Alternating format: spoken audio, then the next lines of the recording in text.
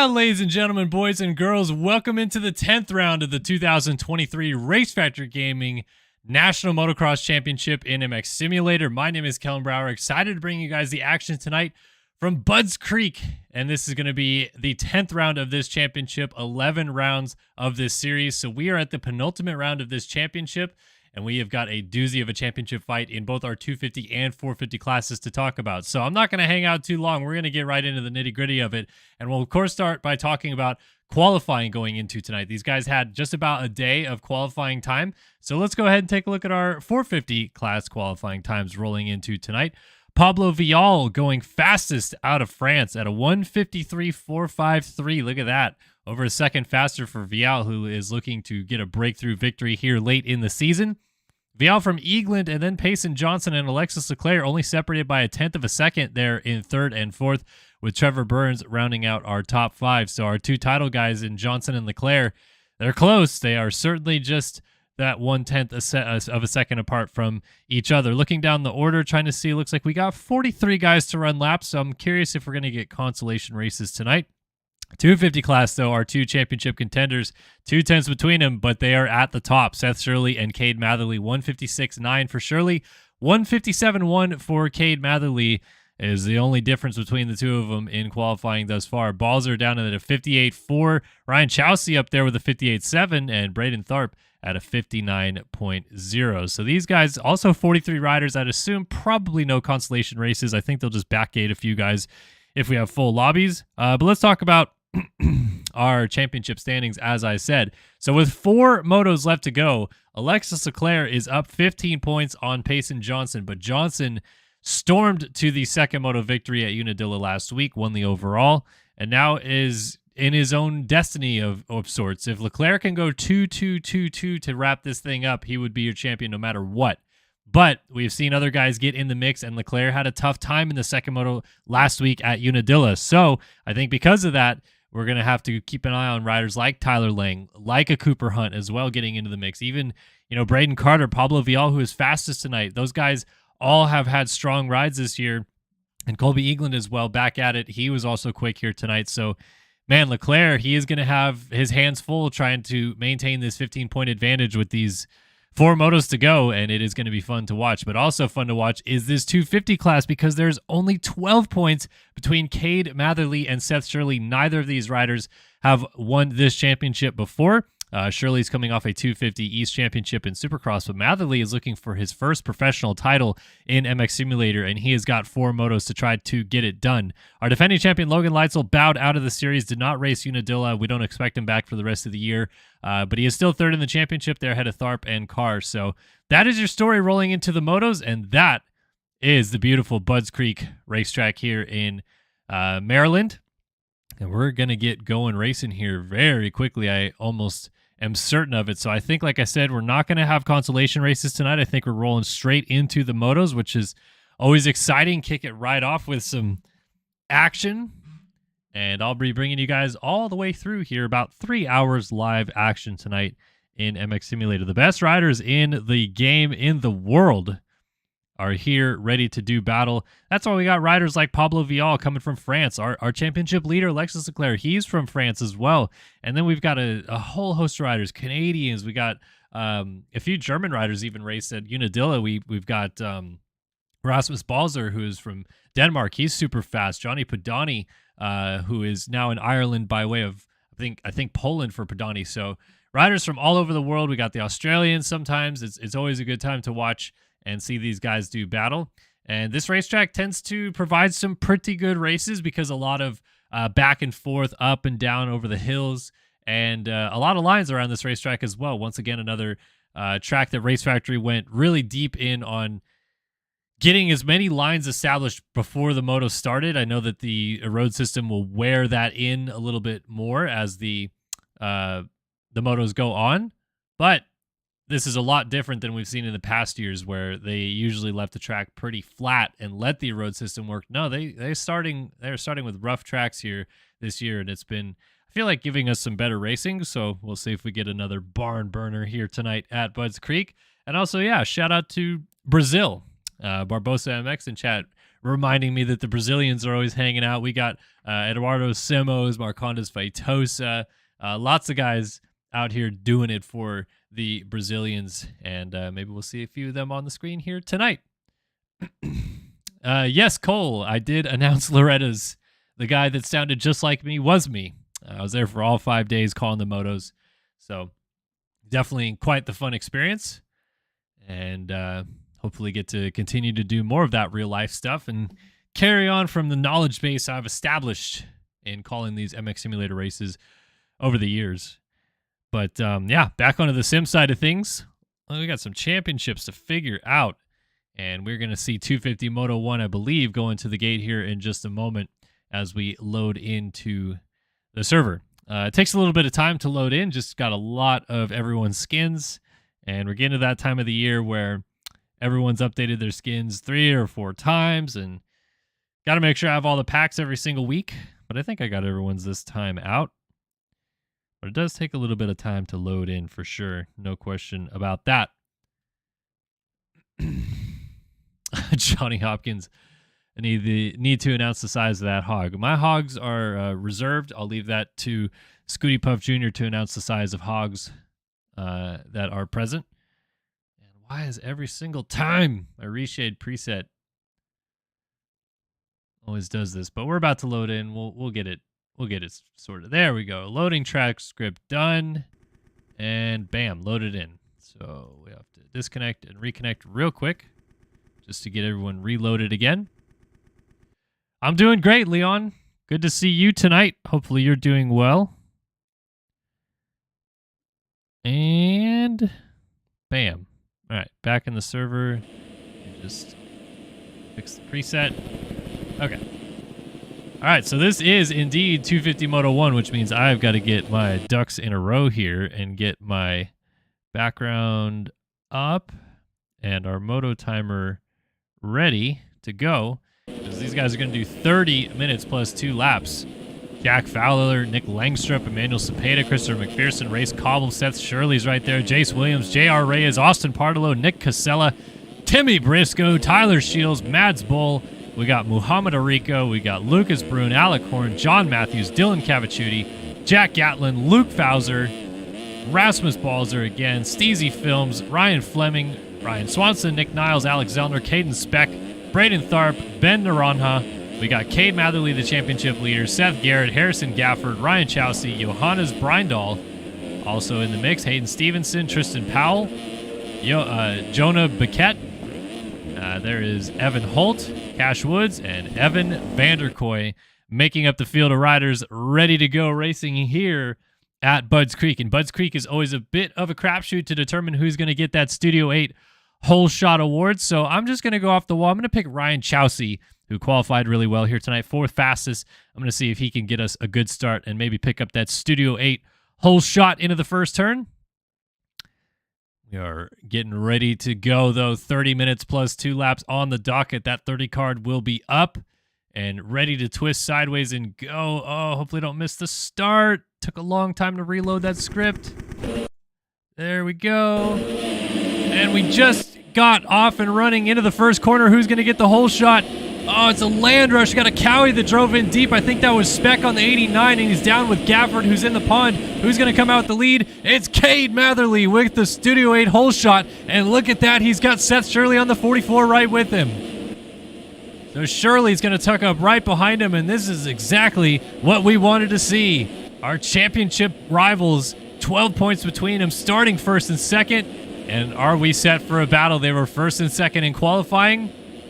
Oh, Shirley got a little sideways. Is he going to lose the second position? That's Alex Zellner on the 926. You got the 147 of Jace Williams right there. The 46 of Alec Horn. He lands on the top blocks. That's Shirley down, I believe. That is Seth Shirley down on the inside on the 44. He's going to pick it up in about 11th or 12th position, so didn't actually lose too many spots from where he went down. It's going to go around a few more riders, but that is going to give a huge early advantage to Cade Matherly, who is going to see the gap open up substantially. Look at the gap he's already got on the rest of the field because he had that pressure from Shirley, so they were pushing each other. Jump up that uphill triple into the back on the first lap here. Such a tricky racetrack, especially this section right here Cade Matherly, you're just always teetering on the edge of traction over a few off-camber corners. And these ruts, so far at least, are not all too deep to really be able to lay into them. Matherly's going to tuck all the way to that far outside line and really get on the back fender to get this uphill triple. So it's Zellner who's moved into the 2 spot. Mads Bull on the race cush number 333 is in 3rd. Dylan Cavicciuti right behind him in 4th, with Race Cobble now in 5th. And there is a intense battle. Hayden Stevenson, so you got Seth Shirley. He's side by side. We got 3 wide dualies sandwiching Seth Shirley as he's got Ben Narana on the Shoreline Pro debut effort. Oh, he gets into Shirley, who gets a little front end lock. 317, I think, of McPherson down the inside, but Shirley's going to hold on. So is it Naranja or Naranja? Don't want to get it wrong, especially for a pro debut. But we got some people supporting Ben here in the chat tonight, and in a good position early on. So he is off to a solid start on that 135 machine, tailing these guys through the long left-hand sweeper up towards our finish line jump. Cavicciuti laying it over nicely right there. So now Cade Matherly, it's always tough to tell whether this is a more relaxing situation, leading, because you still have the pressure of trying to establish a good enough race lead that if you crash, you're okay. Narana. Okay. Ben Narana. Like Corona. Narona. So is it Narona or Narana? We'll get it right. All right, let's see where the battles are coming from. Race Cobble on the rear tire of Hayden Stevenson. And then Ben Narana with Seth Shirley.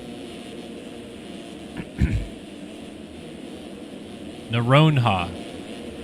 Okay. We'll go Ben Narona for right now. But Narona is under attack, and he just tucked the front end coming into that off camber. Shirley kind of stood it up behind him, allowing Emmanuel Cepeda and Cepeda's teammate McPherson to close in as the Takatoji Honda riders get right up here behind the 44 of Shirley.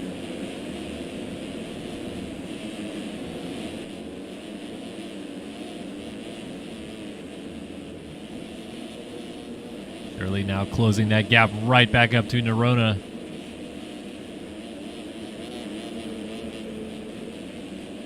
To the outside, over Henry Hill and launching down the hill.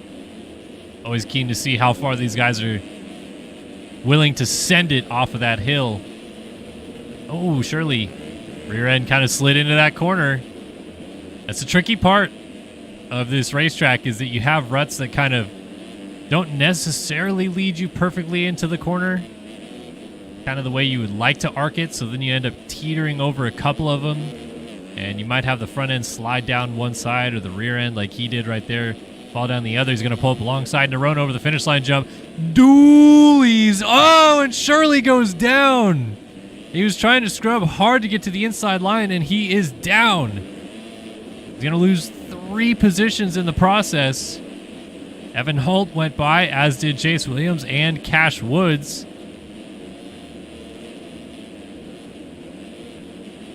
So, wow, Seth Shirley, after starting with Cade Matherly, letting it fall away. Speaking of Matherly, not in the lead anymore. He is back to 3rd behind Mads Bull. And Alex Zellner of Verb Moto is leading this moto. 24 minutes on the clock still, so we got a lot of time left to kill. But Zellner is having the moto of his life, and just don't be cutting the racetrack, sure. Oh, and he goes down. So Bull goes by, and Matherly kind of hit him. A couple more riders go by, and Zellner picks it up and hits Race Cobble.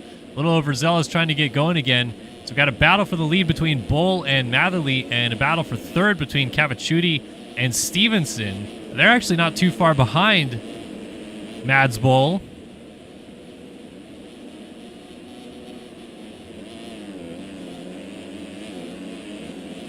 Yeah, actually, Cavicciuti looks like he's got his horse a-rolling right now. He is trying to close up to the rear fender of Cade Matherly instead of letting Matherly sneak away on the flip side here, the Twizy 25 machine, as we work our way through the mechanics area. All these guys going outside and trying to get that little hop double, but it's so tricky coming down right here. And Matherly might take advantage of a mistake for Mads Boll. They both go side by side over the finish line. And that time, Matherly uses the scrub Shirley wanted to get done to his advantage. He takes over the race lead. So now Matherly from Mads Boll and Dylan Cavicciuti is our 1, 2, 3 positions. We'll keep an eye on where Seth Shirley is when we get a chance. Matherly stacks it in the corner a little bit. Mads Boll is starting to fight back on the Race Cush Suzuki. We got 3 different Suzuki teams up here. The Connect Visual 284 Cavicciuti Yogi Designs. That's Hayden Stevenson on the 84. And then Mads Boll of Race Cush. All putting the pressure on Cade Matherly for the race lead right now.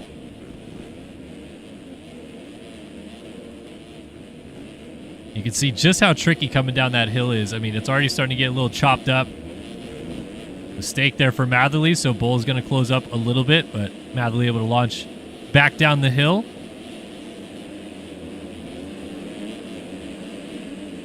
Trying to slingshot that outside, get the drive up the hill. These 250s, honestly, like, it's a little bit of a stretch to get that uphill triple here, which is, I think, why you're seeing so many of them use that far outside line. Oh, 4 riders almost in the air at the same time coming up to Henry Hill. And even though Matherly has come up and taken the lead away from Mads Boll, oh, he is not done right now. The Race Cush 338. Pass for third happening. Stevenson around the outside of Cavicciuti. They're side by side as Stevenson launches down the hill to the outside. Cavicciuti's trying to get to the inside again. And Stevenson might also be trying to get Mads Boll at the top of the hill right here. He's going to go inside into the rollers. Does that leave him vulnerable, though? Cavicciuti to the outside, pulls up alongside again. Might get him back. Boll goes down, and Stevenson survives. He'll get second. Cavicciuti now third. As Boll falls down, he is going to remount still in fourth just before Race Cobble gets there. And then Seth Shirley now comes through in the 6th spot. So Shirley's on his horse again. He just ran a 2:03.1 that time by, and that is the third fastest lap on the track right now, as Matherly 2 flat .70 did a 2:02.3 last time by, but Hayden Stevenson now at a 2:02.3 just matched Matherly lap time wise and is on him again. This is 2 weeks in a row coming off of our 2-week break in the schedule where Hayden Stevenson has come out firing. And I talked to one of his former teammates, Cole Gress of Yogi Designs fame, last week, and he said, yeah, the team's kind of taking it a little on the back foot now. We're not putting too much effort in as the season gets later on. I said, oh no, Hayden Stevenson has come to play, man. He was battling at the front at Unadilla, almost won the first moto, and now he is putting the heat on Cade Matherly. He would love to take this lead away from him. Little front end slide right there, but bounces to the outside. Don't look now, though. Dylan Cavicciuti on the 284 also sitting back there. So Matherly has not had it easy despite all the struggles from Seth Shirley. Even trying to maintain this race lead has been really up and down so far through the 10-minute point of this race. Look at this. Stevenson kind of hitting his marks right now a little bit better than Matherly. And Cavicciuti is also pushing up to these guys. You got 3 riders on the screen together. Look at Cavicciuti. He's trying to get this inside line to work through the mechanics area. Just not quite close enough. So what is going to happen first? Can Stevenson get up to Matherly, or will Cavicciuti get the pass back into second place? As we come down to check onto lap number 7, Matherly still from Stevenson and Cavicciuti. 1, 2, 3. Yellow flags are waving. I think that might be a rider disconnected, though.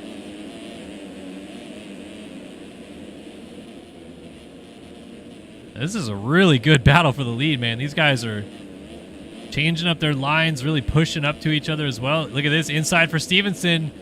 He's going to push to the outside right here. Look at this. This might work. Alongside, tripling down the hill, Hayden Stevenson takes over the race lead at Budds Creek. What a move that was. Set it up in the off camber, use that outside to his advantage to triple down the hill. And now Matherly has to do the chasing and Stevenson slides out. Cavicciuti gets by as well, so Matherly back into the race lead. Cavicciuti now to second. And Cavicciuti goes down. Oh, just as they finally broke through on Cade Matherly, they both make huge mistakes. And suddenly Seth Shirley is there, knocking on the door for a third place position in this moto. To the top of the hill we go, and what was Cavicciuti battling for the lead is now him trying to hold Seth Shirley back in a battle for third place, as Shirley just blew the rut at the bottom of the hill, lost a little bit of ground. So now Matherly boasts about a 5-second advantage and another 4 or 5 seconds back to Cavicciuti. Shirley another second or two back of that. Mads Bull still inside the top 5 right there. And then Ben Nerona on the Shoreline machine sits in 6th. He's not too far back of those guys either. Great ride for Evan Holt. Moving into the 7th spot, J.R. Reyes is tailing right up behind him on the Dynaco effort. 9th for Race Cobble. And Cash Woods of the Priv machine is in the top 10. Austin Schaefer and Rasmus Balzer right behind him. Balzer is going to try to get Schaefer up to Henry Hill, but he lands off the inside of the track and has to reset a little bit right there. So we'll come back to those battles in a moment. Let's reset things. So lap time check. We're 13 minutes into this moto. Matherly just went 2:03.7, 5 seconds back to Hayden Stevenson, who went 2:07.9. Another 5 or so seconds back to Cavicciuti, who went 2:12.2. And now, fastest rider on the track is indeed Seth Shirley, 2:02.9, out a second faster than what Matherly did that last time by. So even for all the mistakes that Shirley has had in the early stages of this race, we're not yet at halfway, and he is only a fall-off crash behind Cade Matherly for what is the race lead even. So really good effort right here for Shirley to recover well and be right on Cavicciuti in this battle for third. Let's go on board with him here and just see what it's like around this racetrack. He's going to go to the outside, which turns to the inside on Cavicciuti. Kind of crossed up on him. Maybe doing a little bike hump just to say sorry for that, mate. Didn't mean to cross over. Now into third place. A little bit of free racetrack to work with, and look at this. I mean, just look at how much leaning you have to do in those two corners right there. And then again, hard to this inside line. So Shirley now might even be able in a couple spots to just take a peek going the other way up these hills and whatnot to even see that Matherly is just about 10 seconds in front of him.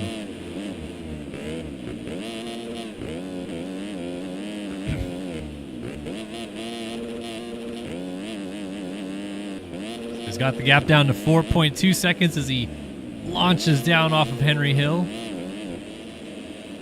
And then Stevenson and Matherly still just ahead of him. So we're about to check into the halfway point of this moto. And Cade Matherly is doing everything he can. Just keep this gap, at the very least, keep it at the 5 seconds. Don't let it come down, but it has. 3.4 now to Stevenson. Shirley is only 8 seconds off the lead. And it seems once again like Stevenson might be the man on the move. Lap traffic kind of getting mixed in with this group a little bit, so it's a little bit tough to tell everything. But yeah, 2:03.6, 2:05.4, and a 2:03.1 for Shirley. And oh, he gets caught out by this lap traffic picking it up right in front of him. So lost a little bit of ground for sure right there. But I mean, look at Stevenson. Got it down to 3 seconds. It was out over 5. It's now under 3 seconds as Stevenson is really finding his groove. He can see Matherly just up the road of him. And of course, with that lap traffic that we just saw Shirley dealing with, well, Matherly's going to have to deal with that too. And this track particularly is really tough with lap traffic because there's not a lot of space to move around. It's a pretty tight racetrack. And then you factor in all the off cambers. There's only so many lines that they can go into. It's really tough for them to move around and get out of the way and not be in the main racing lines. So they just sometimes end up in the main lines and you're stuck. A whole U-turn or slow corner just tucked up right behind a lapped rider, nowhere to go.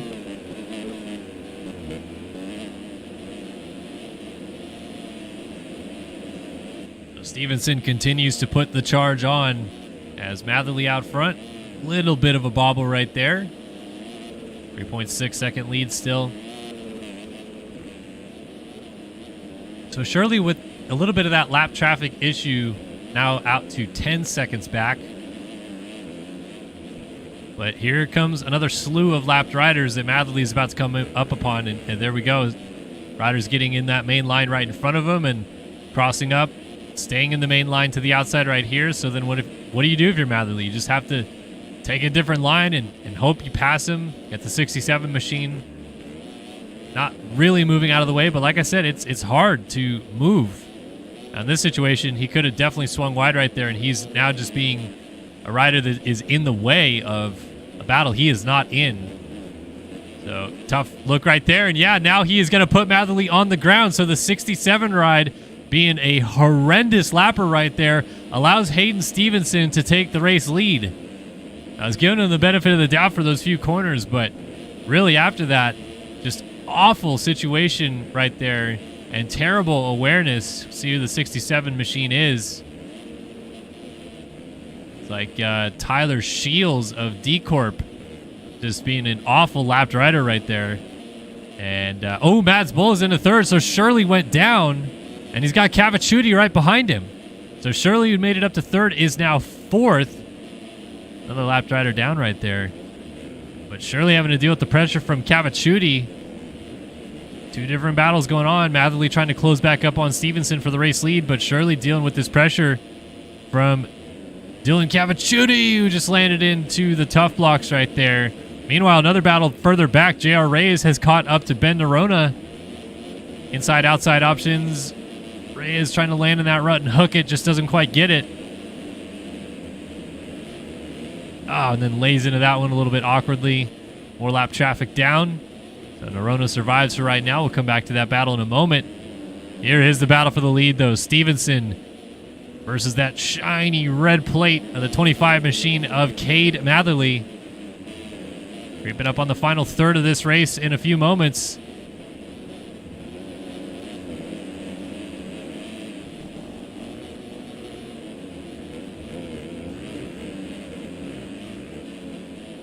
You can see all the lap traffic mixed in. I mean, the rider right there on the 110 just behind Matherly is Austin Partolo. He is not in this battle, down in 35th place.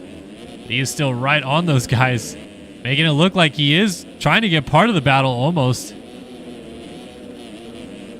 And if you're Matherly, if you don't have a spotter, you don't know what the gap is behind you. Your pit board only tells you, like if we go on board right now, it only says negative 1.0. So you only know what is right in front of you. You can go over a jump. So if you're in this situation right here, you can go over a jump, and we do what we call pulling a tear off, which is look back and see who's the closest rider to you. And then if you get a chance to do that, if you're Matherly, you would realize it is not for position what's going on right behind him. So he continues to put his focus forward and try to deal with Hayden Stevenson leading here at Budds Creek.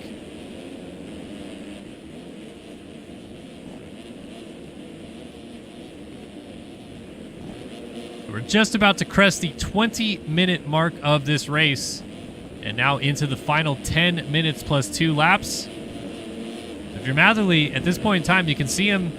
He's looking around a little bit, man. He's jumping out of the main lines. He's trying to find options, because you're also starting to see some of those main inside lines are getting really deep. And right there, Stevenson hopping through all those braking bumps almost put it down. But as those inside lines get deeper, they become a little bit more treacherous, because you're going to see little notches in the bottom of them where they'll just stop you in your place. If not, put you down, because the front end will kind of knife in them awkwardly. So then you look around and see, all right, where's a smooth line still on this racetrack? Where is a few guys gone, maybe dug out a line, but it's not all notched out like some of these deep inside lines are getting. Oh, Stevenson kind of swapping down the hill a little bit right there. Kept it on 2 wheels, and Matherly is just full eyes ahead right now.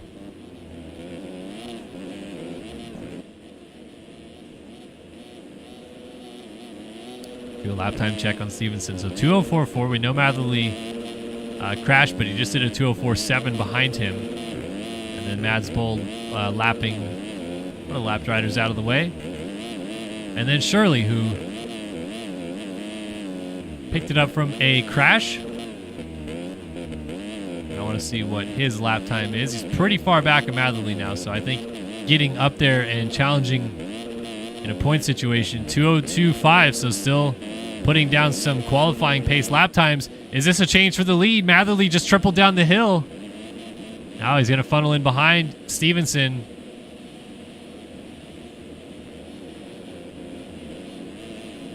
So the battle continues.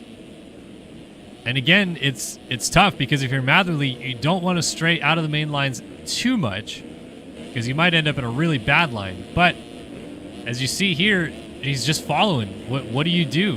He's in the main line. There's nowhere else to go. It's off camber corner, so you can't be out of the line. So maybe you just try to make a pass like he is trying right here. Just force the issue down the inside, especially with the rider in the way, and Stevenson clips him. And he's going to bank off the far outside line just to turn up the hill at all, but Matherly takes over the race lead again.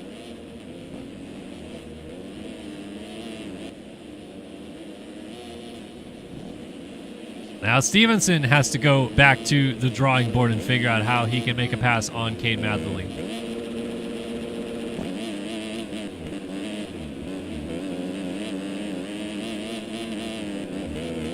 Man, all over him, just looking for the options like Matherly was. And if you're Stevenson, you haven't been able to keep the eyes in the back of your head to figure out where Matherly was gaining on you necessarily.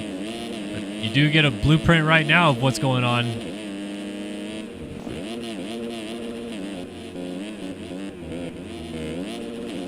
Lap traffic again. Great job right there by lap rider. Getting out of the way.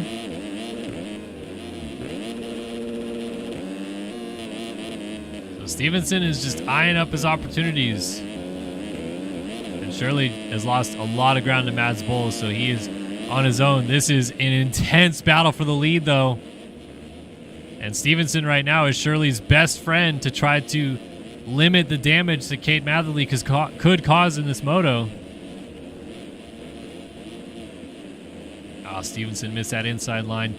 I almost feel it would be better for these guys, seeing the way that crossover line's getting, to just forget about doing the crossover. Now Stevenson is down and he's off the bike. Oh, he slid out on entry, and it just kind of tipped him over this little anthill on the inside. Must have hit his head or something because he fell off immediately. Oh, Mads Bull just went down in third. I think he'll pick it up. Still in third. Yeah, Shirley not going to get there yet. So Shirley fourth. Evan Holt has climbed into fifth, and he is on Seth Shirley. So Holtzy could have even a shot at getting on the box here if things go his way. Got Rasmus Balzer right behind him, then Cash Woods. Jack Gatlin has gotten around Cavacciuti. And Race Cobble. J.R. Ray is down. So a couple of guys still struggling back here. Cade Matherly is now trying to set sail at the front and sneak this thing away. And with Shirley still in fourth place, that is a 7-point swing as they run. So it'd go from 12 points up for Matherly to 19 points up.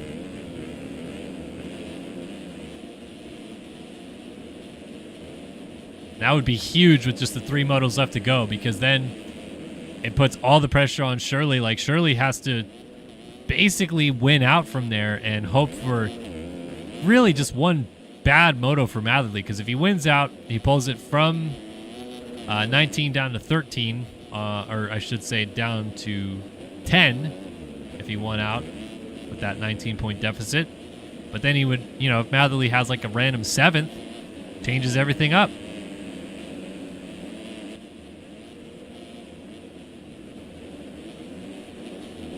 Shirley's got his horse a-rolling right now. He is trying to close up on Mads Bull for the 3 spot. Evan Holt still just back here. He just slid out.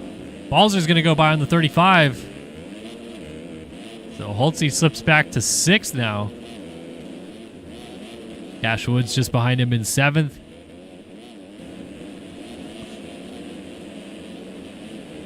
Looking through the field, seeing if we see any other battles. Fowler and Tyler Nichols are pretty close together. Tharp had Nerona right behind him, but Nerona just went down on Henry Hill. So Zellner and Jace Williams went by.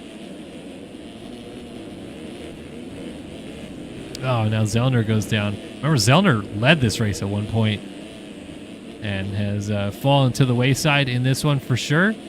But still trying to score some good points. Even leaving here with some points of any real amount is solid and will make you feel a little bit better about yourself.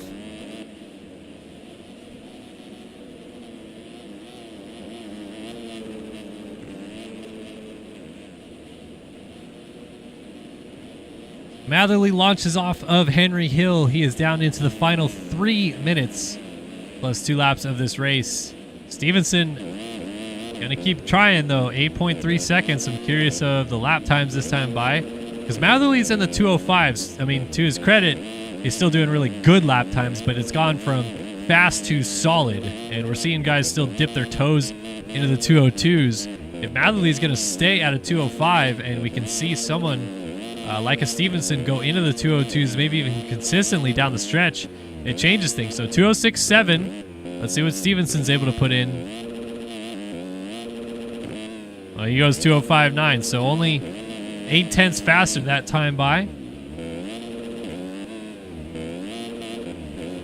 And Shirley's now back up into third, so he has gotten up to and dispersed of Mads Boll. Evan Holt is now fourth, and Balzer is fifth. Mads Boll has had a rough lap here on the Race Cush Suzuki.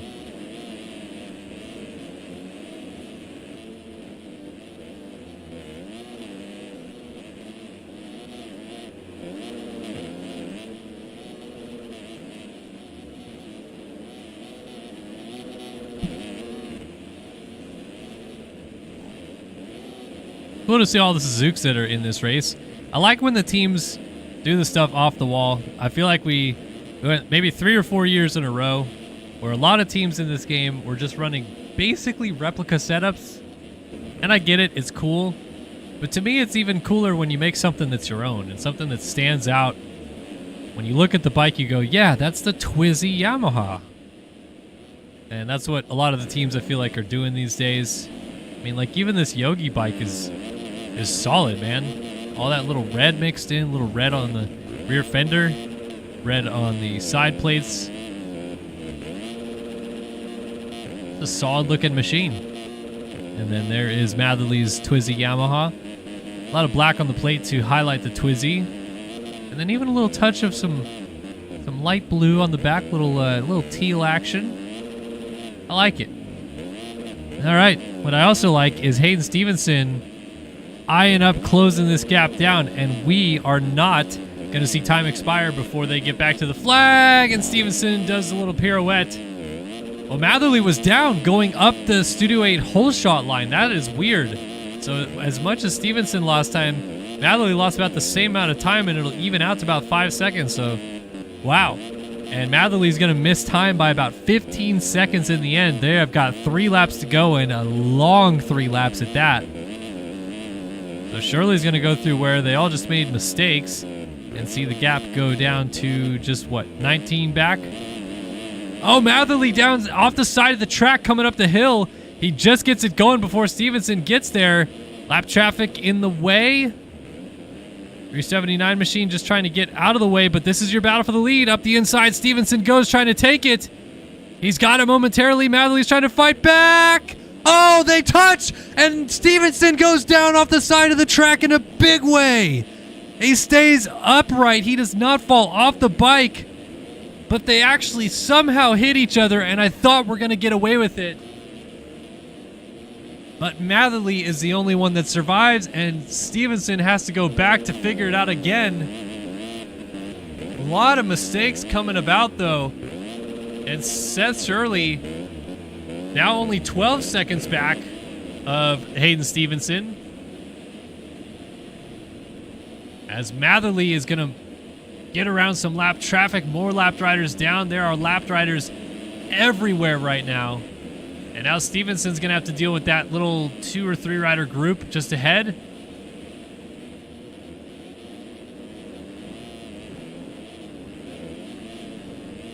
Oh, Stevenson will cross up right there. Still just 4.8 seconds, man. This is not over. Shirley 16 back. They're going to get 2 laps to go this time by. And I still feel that the fastest rider on the track is Hayden Stevenson, man. He is pushing. Oh, lapped rider getting in his way. So I'm curious. Matherly crashed twice this last lap and still walks away with the race lead, but I wonder what it is that's bit him here these last couple laps. Was it just small bobbles in the ruts? What was it? The lap board out now, though.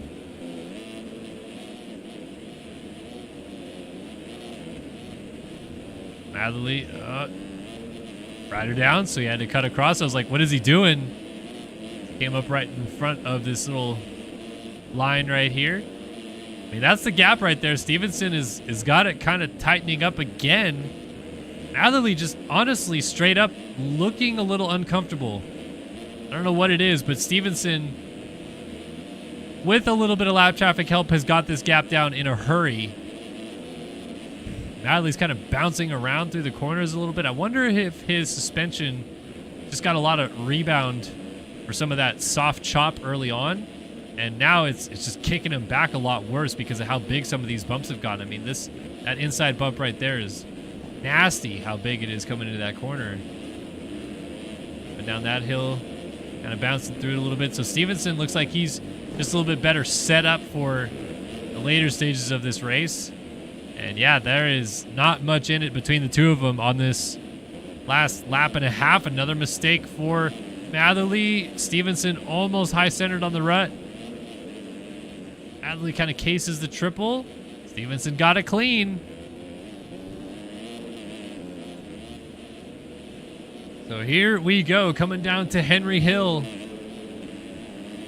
These guys are just a few corners away from seeing the white flag wave, which undoubtedly Cade Matherly knows that time has expired. This is going to be one of the longer 250 motos of the year. Probably going to end up going about 36 minutes in total.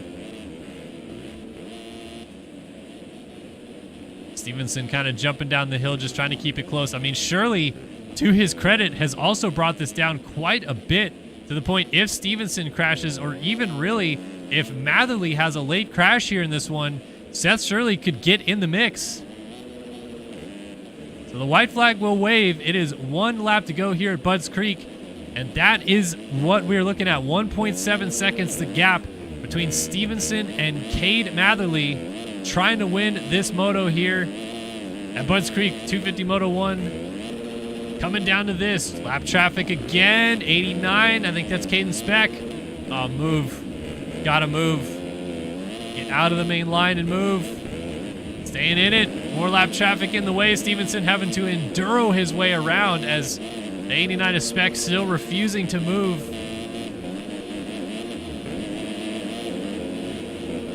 The Rona also going to get here a little bit in the way. Speck off the side, coming back on, finally out of the way, but it did cost about a half second to Stevenson. Look at Shirley, man, down to 7.7. I thought that was maybe Matherly down on that inside rut. Matherly is just tiptoeing his way around.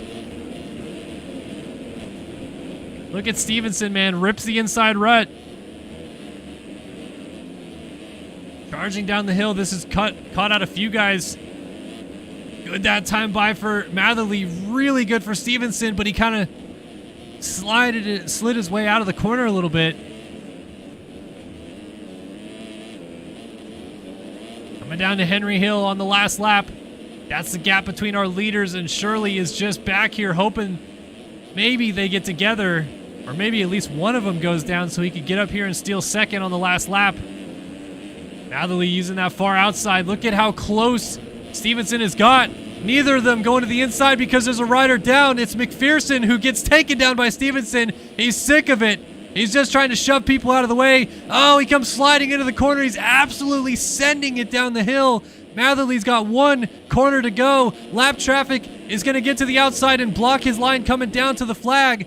But he's just got to survive this straightaway one more time. Stevenson's getting it as close as he possibly can. Cade Matherly takes 250 Moto 1 at Budds Creek. What a finish.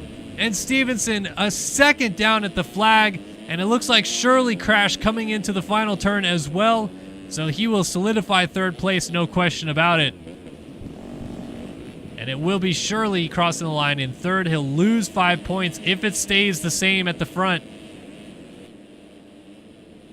From 12 to 17 as it stands right now. But if Stevenson gets the win on penalties, which could be applied post-race, you never know. It could cut that gap down to just a 2-point gain for Cade Matherly in this moto. We'll wait for everything to come across. Thank you, sweetheart. It is ice cream, right on.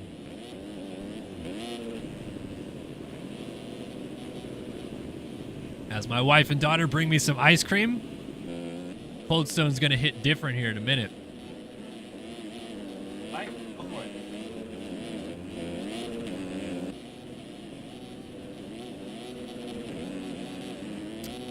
All right, so Cash Woods crosses 10th. Tyler Nichols just behind him 11th. Braden Tharp 12th. J.R. Ray is 13th. Dylan Cavicciuti 14th. 15th for Luke Fowler. 16th for Cepeda. 17th Zellner. 18th Chase Williams. 19th Lucas Brune. He is the last rider on the lead lap, and Caden Speck was the 20th place finisher in this one. So we're just waiting for those penalties to come in and see, did Cade Matherly win this race or not?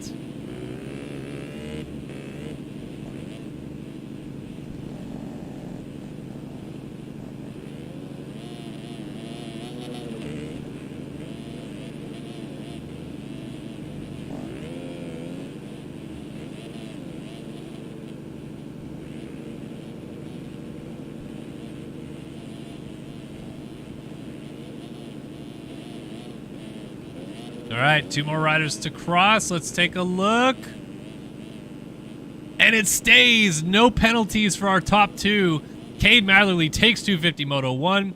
Stevenson second. Shirley third. 17 points in it. 3 motos to go. I'm going to send you guys to a real quick break here as I'm going to mute my mic and eat some ice cream. We'll be back on the other side of this with 450 Moto 1.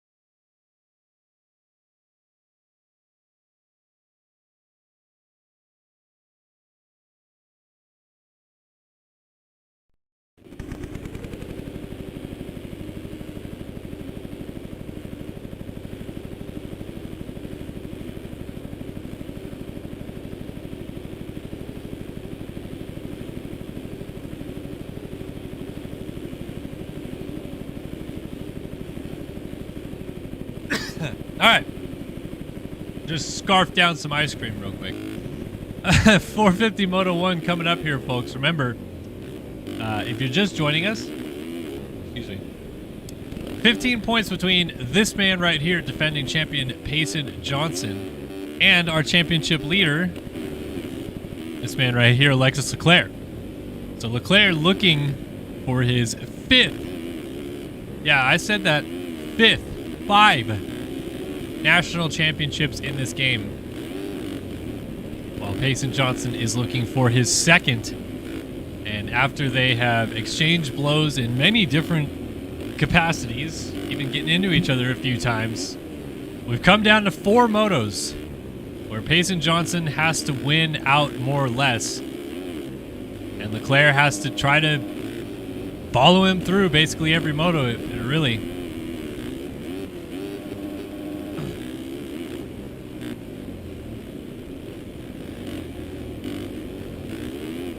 So can Johnson win another one here? This is going to be a crucial moto right here to see how they fare against each other. I think for the Studio 8 hole shot, I'm going to go... I'll pick one of them. I'll just pick Leclerc and see if we get something interesting. But here we go, folks. This is the championship they all want to win. Pablo Vial was fastest in qualifying today, but Payson Johnson and Alexis Leclerc are starting right next to each other. Here we go. Johnson gets a nose. Leclerc has to back out. Up the inside, Johnson's got great positioning. A few guys stack it up, and I think Johnson's going to come out with the lead. Tyler Lang rips the Studio 8 hole shot. Johnson is up the inside, I believe. Did Johnson go down? Where is he? Yeah, Johnson went down. So Blakely moves into 2nd place. Where the heck did Payson Johnson go on that straightaway? He came out of the corner clearly in 2nd. As Lang makes a mistake and Blakely down the inside is going to take over the race lead. That was so weird. So Blakely into the lead, Lang 2nd.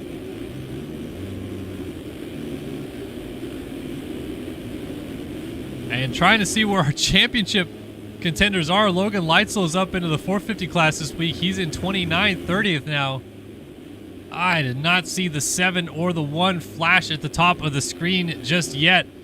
And there is Johnson, 35th place. Now 34th for him. And Leclerc's 36th as the battle for the lead goes on. Inside for Lang, trying to steal it. Double pass. Castellaneta takes it over. Oh my goodness, what is happening right now? So Castellaneta goes to the lead. I gotta go back and find what's going on with these guys. This is incredible. So there's Leitzel, the 1 plate, and there's Johnson, so 25 for him. Leclerc is... Where's Leclerc? Oh my gosh, he's down, and he's in 36th place. Neither of them are in the points. And they both have so many riders to pit. Look at all the guys in front of Johnson right here.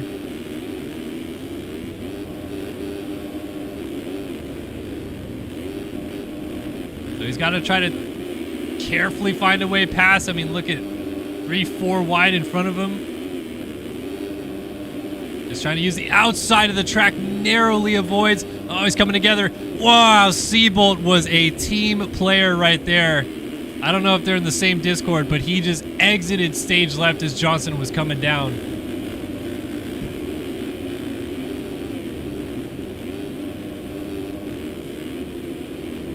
So Johnson now already up into 20th. He's making good progress, but he's still got so many guys right in front of him.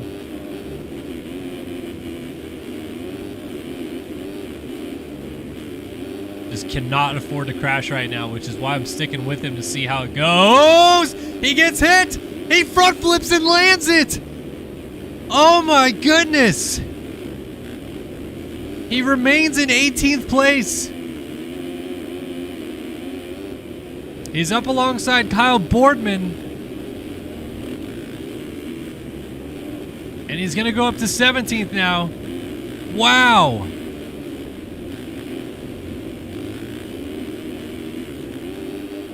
Now into 16th as he triples down the hill. He's making really good progress, and he's finally away from more of the chaos.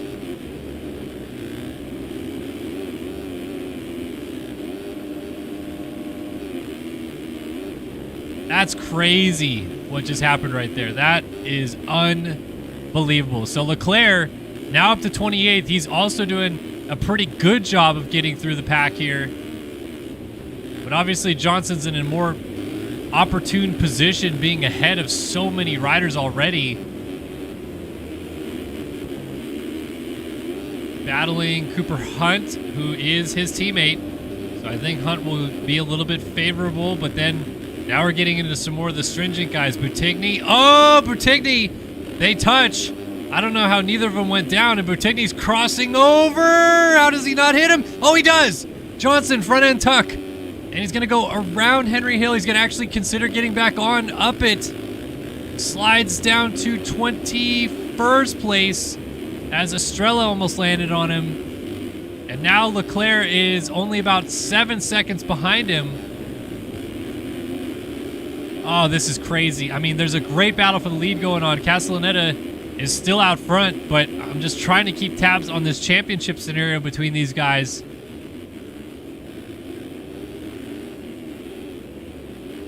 Around the outside, gets back by Kyle Boardman.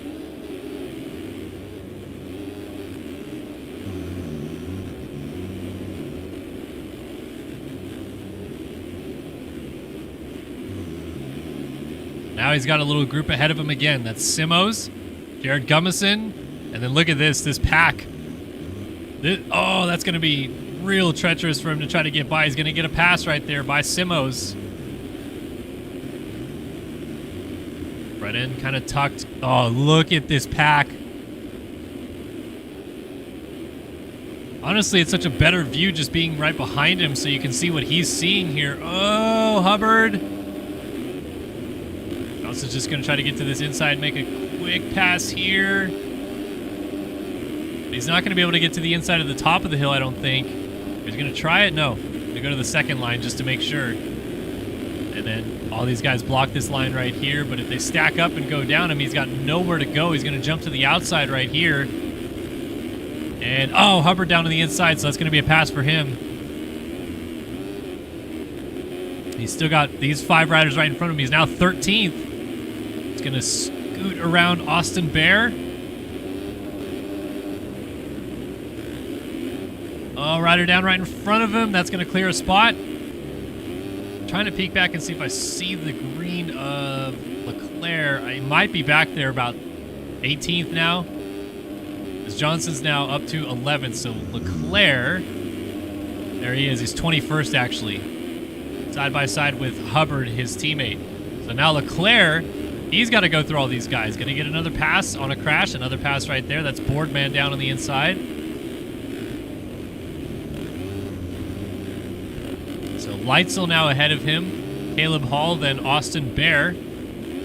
Leclerc, to me, seems like he's being a little less sendy than Johnson. But if you remember back to last week at Unadilla, this is a similar approach Leclerc took in the second moto when trying to work his way forward. And it took him a really long time to get to the front. Like, this is your opportunity to make as many passes as you can early with guys still close together. Leclerc now 18th. Rider down. Oh, Leitzel somehow did not hit the back of Austin Bear right there. See yellow flags, but nobody's down over these ridges. And Leitzel makes a pass on Bear.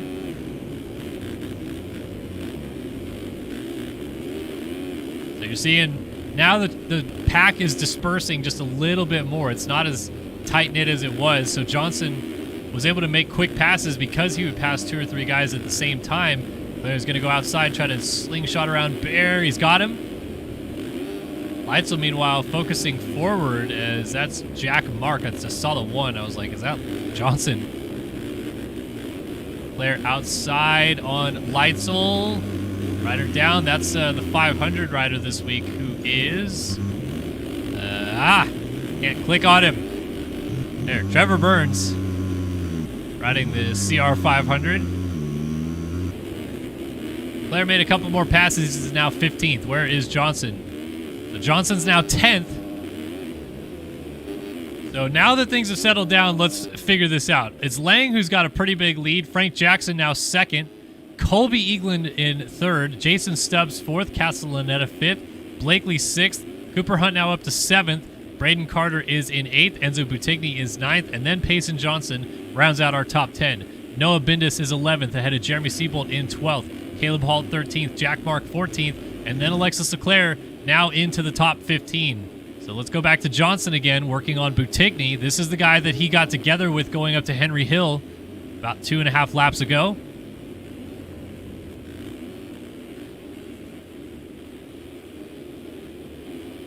Inside of Butigny this time. Oh, the crossover again. Butigny almost gets into the side of him.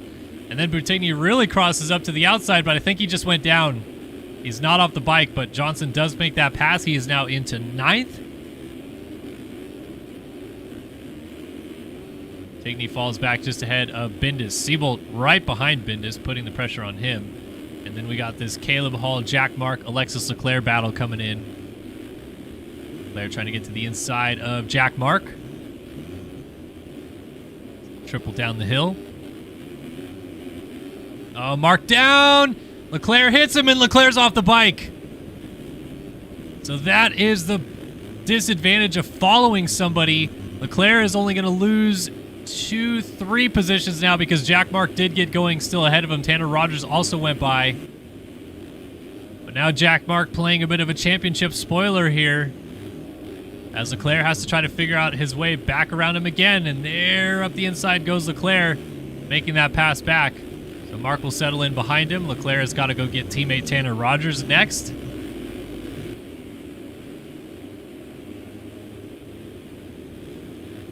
Charge down the hill right here to the outside. We've already done 10 minutes of this moto, and there's so much action going on. Leclerc trying to get to the inside of Rogers. Rogers crosses up in front of him and maintains a position. So coming in, it was 15 points that Johnson needed to make up on Leclerc. As they run, Leclerc is in 16th place, meaning he's only getting 5 points. And Johnson is 11th, which means he is getting 10 points. So it is a 5-point swing right now.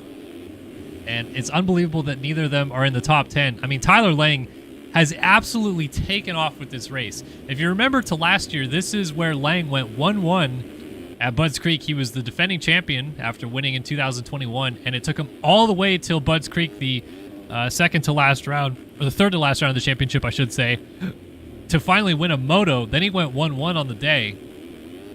So he's fond of this racetrack. He's done really well here.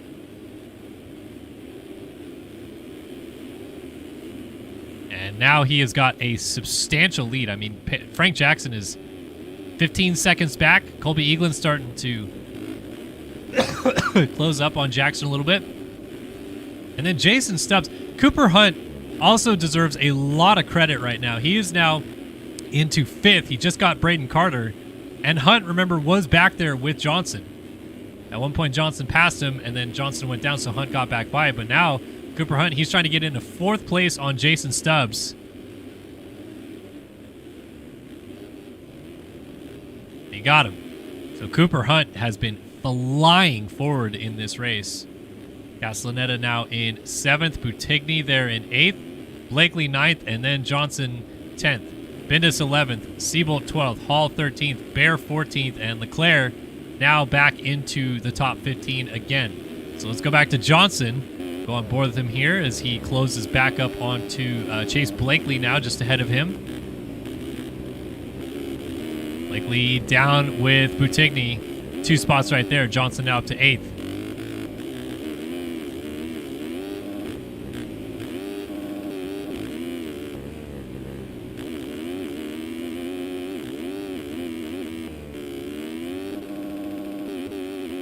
So he's done a 158.3. They're doing some pretty ridiculous lap times coming through the field. And now does a 59.8. But as these guys are so spread out up ahead of him, it'll be a little bit tougher to make these passes. Carter now on Castellaneta. The battle for 6th, side by side with the 12.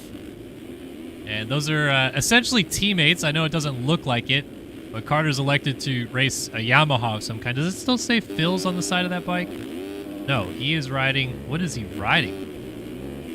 Is he riding a district Yamaha? I think he is. Interesting. All right.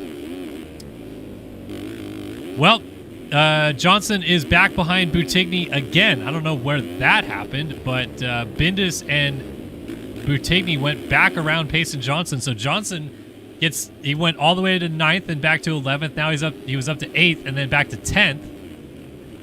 So struggling a little bit in the mid stage of this race with continuing his march forward. And Buttigny has not been an easy pass for Johnson at any stage of this moto so far. He's going to try to launch down the hill. Buttigny's going to charge to the outside and try to hold it. Let's see who comes out the better here. Johnson's got this inside line, but it doesn't quite get the pass done.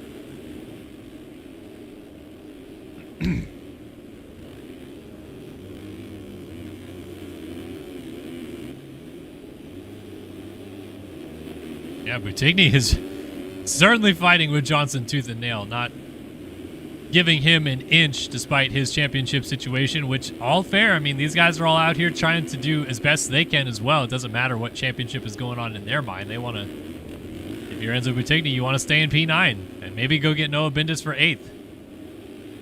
Doesn't matter how big the number 1 plate is right behind you.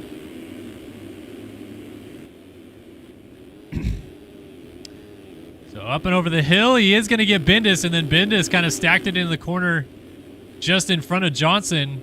Now Johnson's trying to get to the outside of Bindis to make a pass, but he's not going to get there.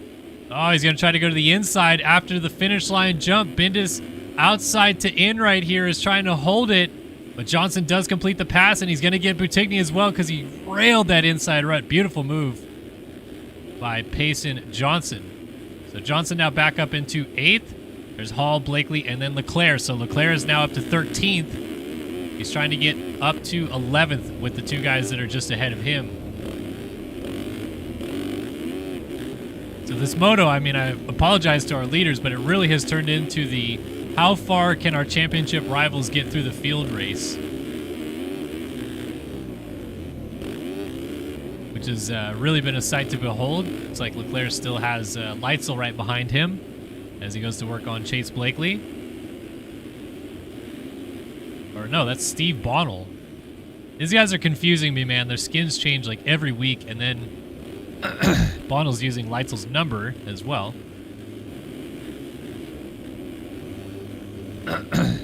So, where can Leclerc try to make a pass on Chase Blakely? He's having to follow him to these inside lines to not get caught out. 20-second lead for Lang now over Colby Eaglin, who has gotten around Frank Jackson for 2nd. Cooper Hunt still in 4th, with Castellaneta rounding out the top 5. Jason Stubbs is 6th, and then Johnson has now climbed up into 7th. Suddenly, we got another face in the mix here, as Bonnell is going to go by Leclerc, I think. Oh, that was a rider down. That's Blakely that just went down. So Leclerc almost had gotten Blakely. Blakely's still down. As Leclerc to the inside, trying to get Bonnell at the bottom of the hill after Henry Hill. And he'll get him. So now Caleb Hall has slipped back to this battle. He's now just there with Noah Bindis and Braden Carter. And Leclerc is up to 12th. He's got all the way up to 8th right in front of him. And then Johnson... Oh, Johnson is at the front of this group, excuse me. So that is only, what, 7 seconds between them now? I want to take a look at this. So yeah, we got, here's Johnson, there's Carter, there's Bindis, there's Hall, and there's Leclerc. So that is how far it is between Johnson and Leclerc on the racetrack now, as Leclerc's peeking up the inside of Caleb Hall. He thought about jumping up there, but Hall defended the line.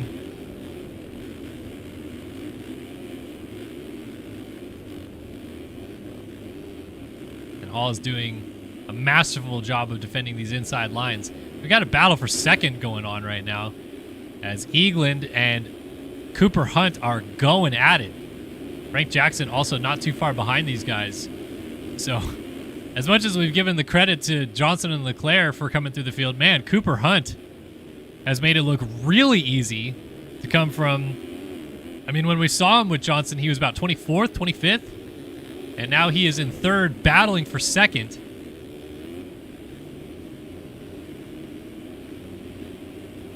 It's like Eagland has been able to put the hammer back down and kind of inch away from his District Designs teammate. And just as I say that, Cooper Hunt closes back up again.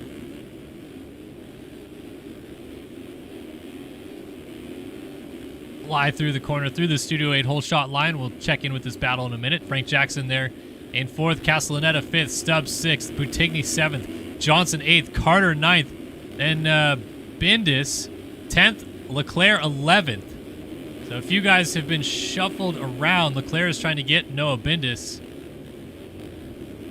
And then Caleb Hall and Bonnell battling just behind him.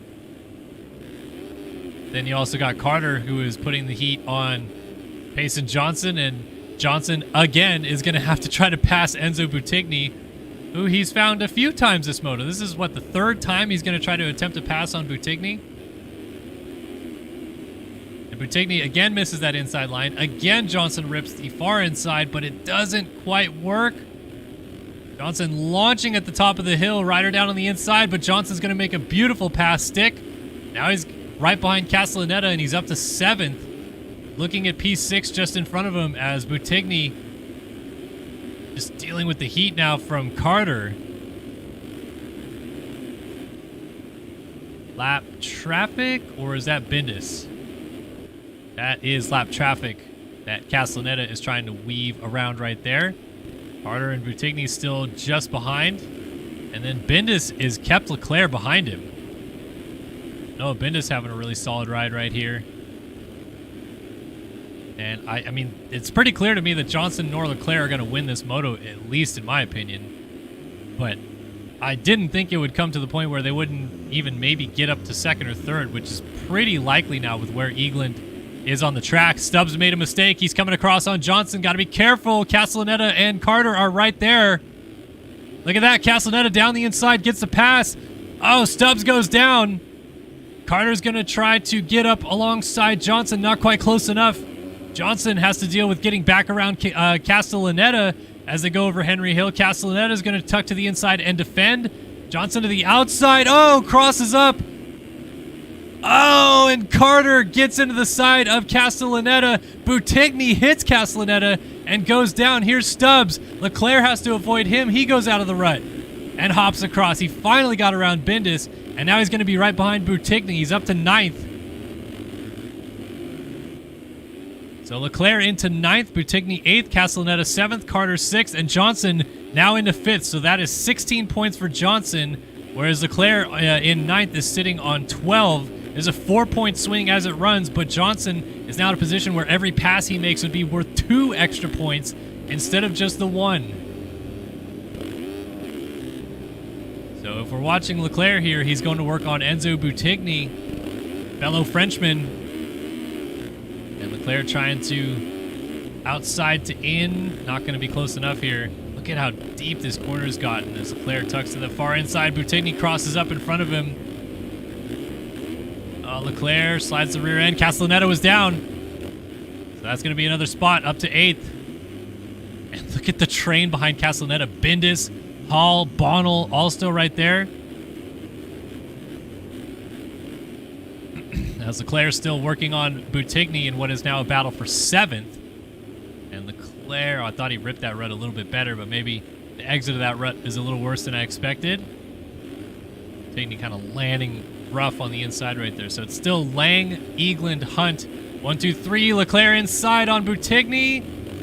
Turns to the outside here. Buttigny trying to fend him off as they jump down the hill. Leclerc is going to get him into 7th. Now he's got a really long gap up ahead of him to get all the way to Carter, but Leclerc is now 7th, Carter 6th, Johnson 5th, and after all of this at the moment, with 7 minutes and 2 laps still to go, it is only a 2-point swing as it runs. 13 seconds to make up for Johnson to get to Frank Jackson. But only 2 points. That's all it would be if it stayed like it is right now. So it'd go from 15 to 13 with 3 motos to go. But some of these guys aren't done. Buttigny is still right there. Castellaneta also right on the rear fender of Buttigny as they drop down the hill. And then that Gebhardt, I think on the 38, just trying to be an annoying lapper, it looks like. Yeah, he's going to repass Castellaneta or try to. Yeah, it does. Yeah, it just gets in the way. Yeah, why not? Go ahead, Walter Gebhardt. Do it. Yeah. Be a terrible lapper. Do it. Yeah. There you go. Awesome. In the way. So where is Gebhardt going? Is he headed towards Leclerc? Kind of seems like it.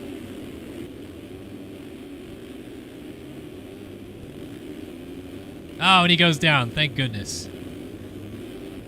So Buttigny goes back around. Castellaneta goes by. Bindis, Bonnell, Hall, Burns, then Stubbs, and we got some lappers mixed in right there, obviously, still with Walter Gebhardt. So here is Johnson. Trying to hit his marks now. We have about 5.5 minutes of this moto left to go. Oh, look at this. Eagland battling it out side by side with Cooper Hunt for third. Frank Jackson has gotten by him. Yeah, Jackson on the 28 is now into the 2 spot. And this is good news for Pace and Johnson. If these guys start really fighting with each other, at least they'll slow each other down. If not, somebody goes down or a few of them go down if they get together. Frank Jackson defends that inside as Cooper Hunt is on him. Oh my gosh, I thought he was going to hit him. As Eagland launches down the hill behind him. Jumping over the big step up into the back here. Just before the finish line jump. Look at that. Cooper Hunt gets that double a little bit cleaner. Hits Jackson. How did Jackson not go down? How did Hunt stay on 2 wheels? They both stay up. Eagland now to second. Hunt third. Jackson fourth. And then Johnson checks in at a 1:59.4. He is going 5 seconds a lap faster than the guys right in front of him. Leclerc is going to need a little bit of help.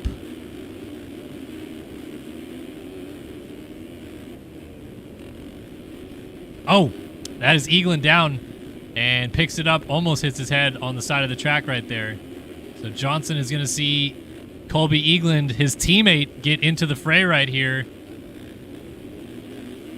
And I know people don't like team orders, but I'd have to imagine Eagland's going to, if not let Johnson go, at least be real friendly with him here.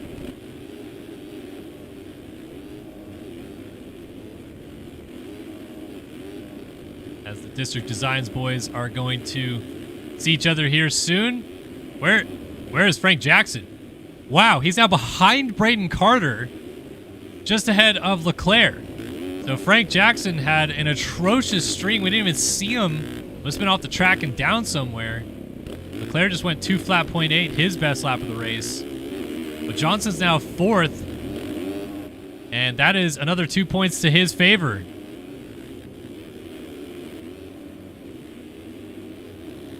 As Johnson now eyes up the road on teammates. Eagland and then Cooper Hunt, both of District Designs. So, I don't know if there will be any team orders to pull aside or anything like that. But I don't think they're going to race pace it that hard necessarily. We'll see, though. 27 minutes of the moto have come and gone. We're into the final 2 and almost a half minutes plus 2 laps of this race. And it is getting really peculiar how this is going to shake down in this moto. And how many points we're going to be left with when all is said and done.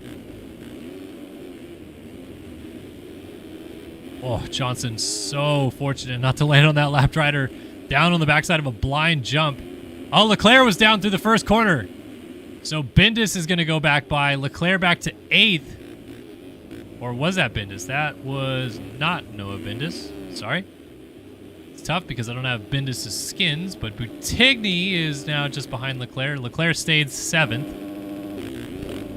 Frank Jackson, Braden Carter, and then Johnson. Hunt was just down. Hunt down off the side of the track. So Johnson, another 2 points in his favor. So going to pick up 6 points as it runs right now.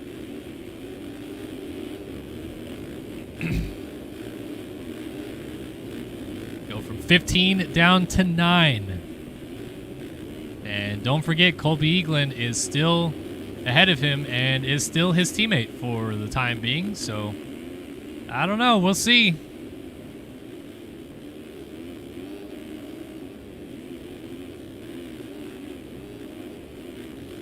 Johnson's scrubbing nicely over that hill. That was a lapper, I think. Yeah, not Eaglin. Here's Eaglin landing off of Henry Hill. So he's still not running terrible lap times, that's for sure, Colby Eaglin. 14 seconds off the lead, so Lang had a crash at some point because he was up 23 seconds. They're not going to get the 2-lap board this time by. So it is 3 to go. As Lang checks in out front, Eaglin doubling his way around the corner right here. Well, 159.7. Yeah, he's definitely doing some good laps. 2 flat .3 for Johnson. And Hunt, Carter, Jackson, and Leclerc. Leclerc has kind of fallen off late in this moto.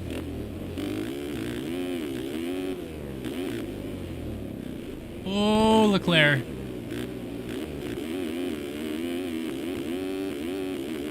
And really tough for Leclerc here to have really his 2, what I would say, worst motos of the year back-to-back right now. He'd been, like, consistent, at least 2, 3, 4 guy, if not winning the motos. And suddenly, last week, he just hovered outside of the top 5 forever. He eventually finished 4th. Now, he's had to come from way back, and he's in 7th. And instead of being close to the guys that he should be able to pass late in this moto, he's crashed a few times and is probably not going to get to them. One of them being Frank Jackson, the other could be Carter. As Cooper Hunt working through some lap traffic. 1.6 now between Johnson and Eaglin. This would be another 2 points. It would go from 9 down to 7.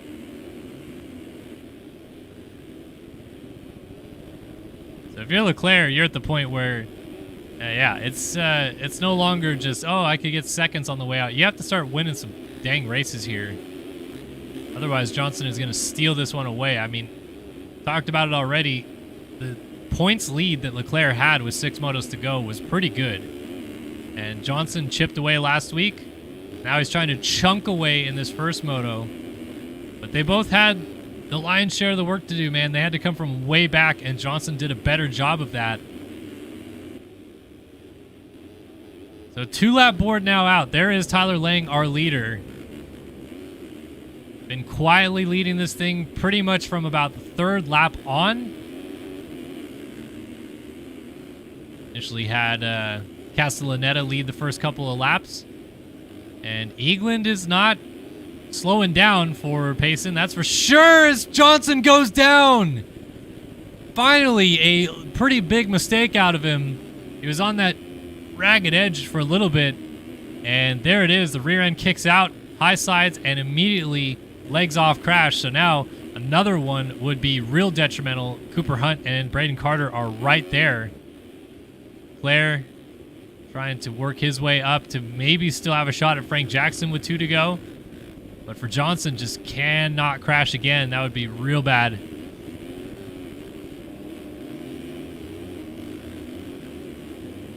Oh, wait a minute. Eaglin is now right in front of him. So Eaglin also had a crash. And suddenly, we have a battle for second on our hands again. Johnson, I feel like he looks a little more flustered as Eaglin goes down and hands second over to Johnson, just like that. So Johnson jumping down the hill, now up to second, currently scoring 22 points. Oh, front end tuck on the outside line right there, though. I still feel like he looks a little flustered.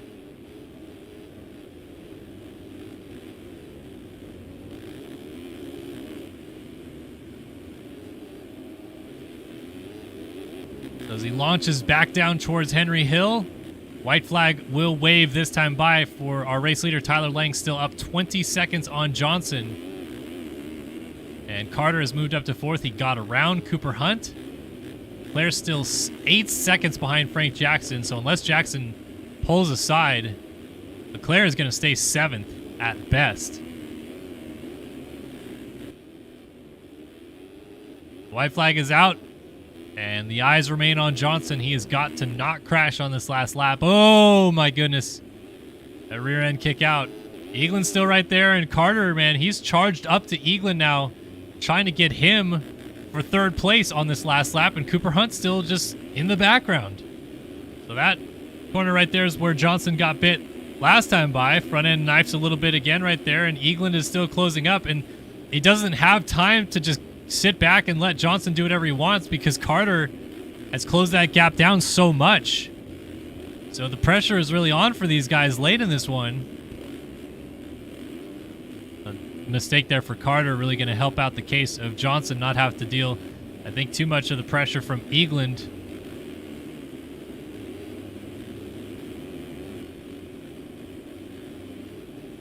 Rider down? No, it's just yellow flag waving at nothing. These couple sections right here is where Johnson's got to be careful. No crashes through here, and he should be A-okay.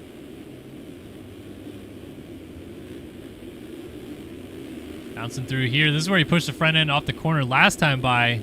Hops into it real nice right there, so a little bit cleaner. Carter on Eagland for 3rd. Crossover lines are going to be side by side going up the uphill triple.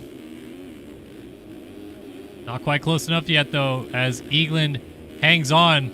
Meanwhile, out front, this man has been quietly putting in the work this entire moto.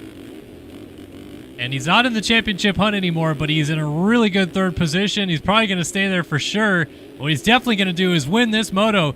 Tyler Lang takes 450 moto number 1 here at Budds Creek. Johnson, Eagland, and Carter still going at it. And you got to remember, if you're Johnson, hopefully not any penalties on your docket coming to the flag. It's going to be good to the line. He'll pick up 2nd. Look at Carter! Did he get to the line? He does not. He crashed just behind. He gets nudged over the line, but he went down. Cooper Hunt ends up in 5th because of that. Frank Jackson has got Alexis Leclerc closing up, but I think Jackson is just going to survive. Jackson kind of hops his way through the rough stuff up the Studio 8 whole shot line. Wow, he's got somebody right behind him. Is that Rogers on the 40 pushing him?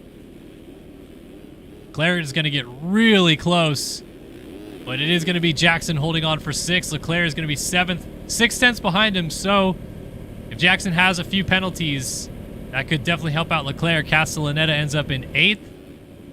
Bonnell is going to get across the line in 9th. And, ooh, Caleb Hall with Buttigny just got together before the flag. Buttigny is going to end up in 10th. Caleb Hall, is that Simo's going by for position? No, Caleb Hall 11th.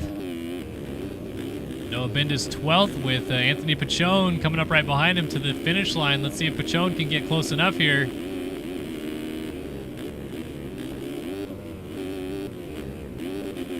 Outside to in for Pachone, crossing back up. The flag, and it is going to be Bendis 12th. Pachone 13th, Stubbs 14th, and Trevor Burns on the CR500 looks like he's going to pick up 15th in this one. Or is he? Pablo Vial's coming. Vial's trying to get there, but Burnsy is going to hold on with a sick flat spin 360. Vial ends up in 16th, 17th for Ethan Parks, 18th for Chase Blakely, 19th with Siebold, 20th for Hubbard. What a dang moto that was. Keen to see the penalties. Because if Johnson loses a spot or if Leclerc gains a spot, that'll change our championship picture a little bit. But it looks like as of now, 8 points were gained in this moto for Payson Johnson. Got 22 versus 14 for Leclerc. Penalties are in, and Leclerc does get Frank Jackson on cuts. So Jackson, don't see how many cuts he had, but he did have cuts. And so Leclerc instead only loses 7 points this moto instead of 8. It goes from 15 points down to an 8-point advantage with 3 motos to go. Wow. 8 points in it, 3 to go. This is going to be wild, people. You'll definitely want to see this second moto. As Leclerc disconnects, maybe going to go get a refresher. Crazy, crazy stuff.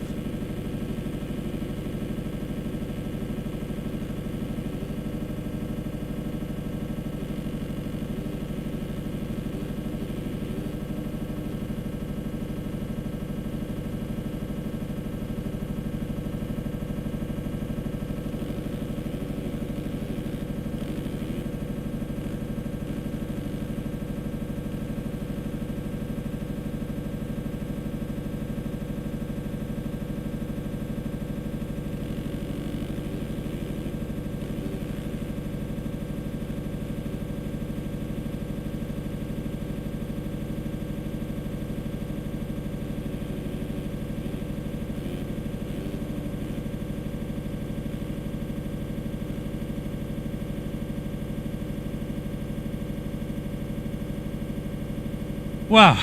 Okay. Just catching my breath after that one.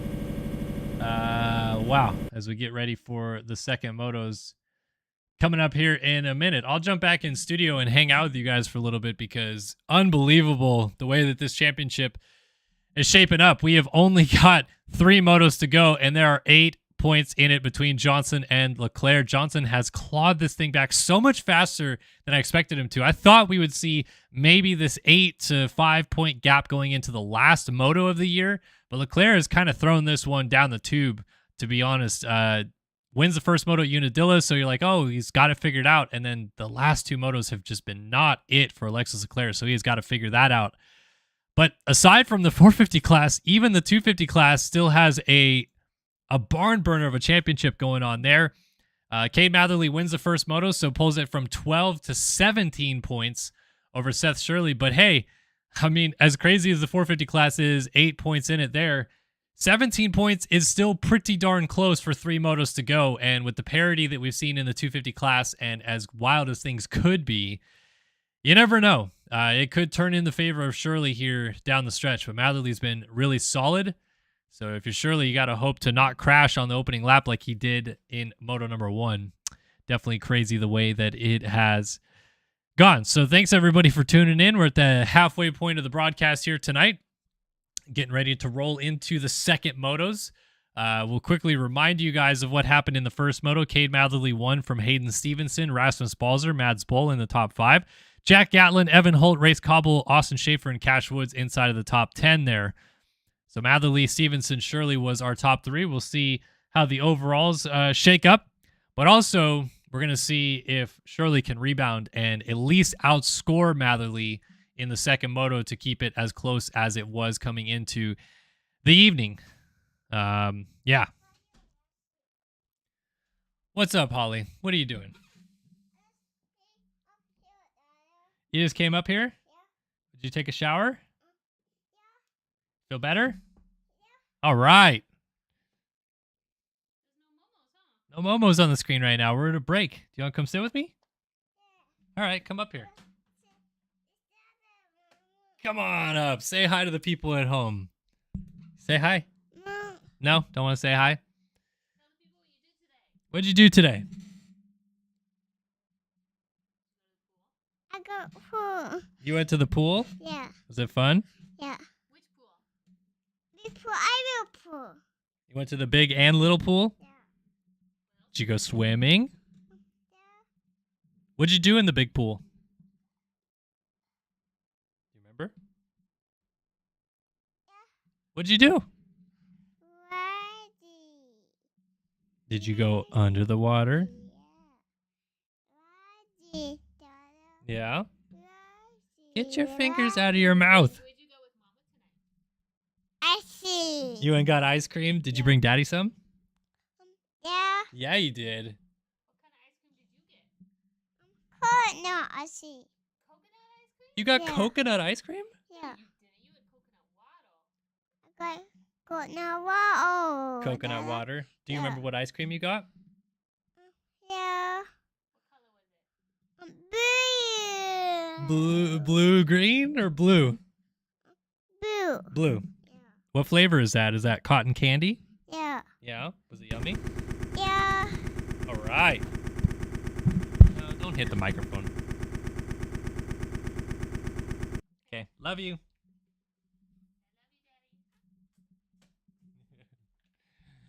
Oh, why not?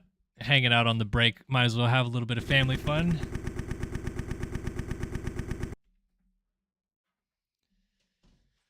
All right. So, 250 Moto number 2 coming up. And I got to pick a Studio 8 hole shot winner. So who is it gonna be? Let's look through the field, shall we? Dylan Cavacciuti was up front off the start last time.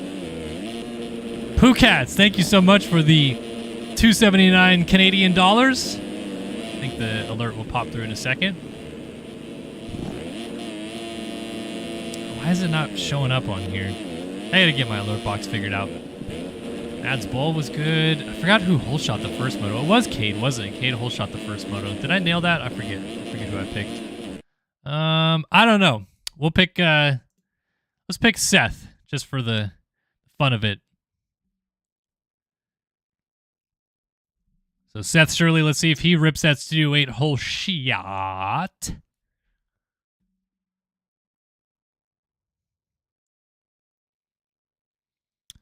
We are ready to go. 250 Moto 2 is lined up on the gate and set to drop here in a few moments.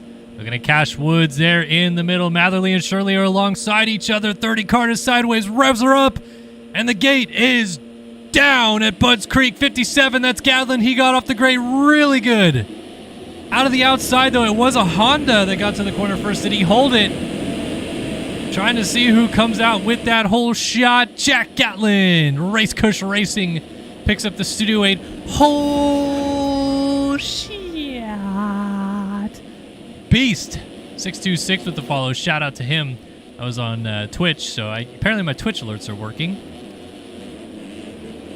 But it is Shirley up front. Matherly also in the mix. Matherly got hit. Matherly's down. Matherly is down. He was in third.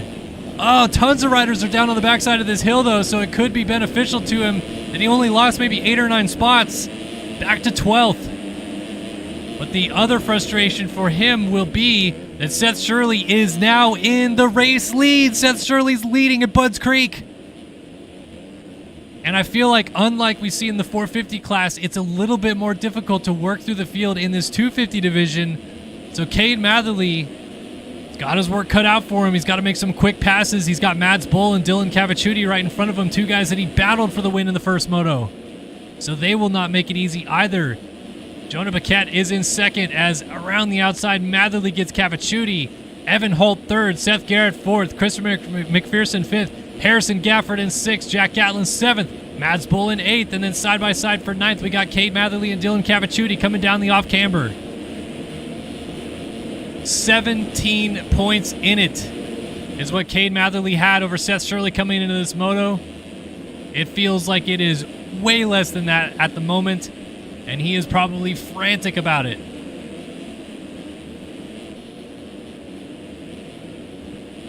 So he has now cleared Cavacciuti for good and can set his sights on Mads Boll.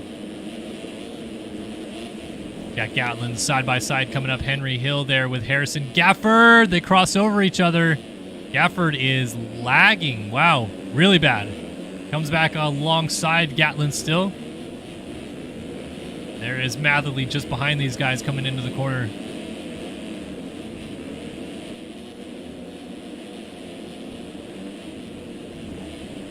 Rider down, that was Gafford, I think, on the KTM. So Shirley's still checking in out front as our leader. Matherly switches it up to the inside of Mads Boll through the sweeping rollers here. Trying to make a pass stick. Mads Boll is making him work for it. And Mads Boll stays ahead. Doolies over the finish line.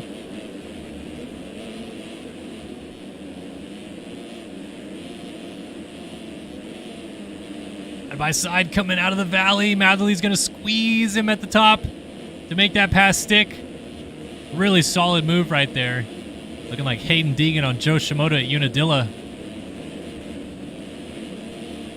Now he puts his eyes forward again and sees Jack Gatlin, Seth Garrett battling it out. Rider down on the outside. That is Who is it? Trying to get a number. Jonah Paquette, who was in second. 243 AVM Yamaha slips back outside of the top 10. So let's reset it. Seth Shirley leads coming down the hill on lap number 3. Evan Holt is now second. Christopher McPherson third. Seth Garrett fourth. Jack Gatlin fifth. Cade Matherly sixth. If it ends right now, it would be a 10-point swing in the favor of Seth Shirley, down to a 7-point gap going to the final race of the year. But of course, there is plenty of time for Matherly to make these passes up ahead of him.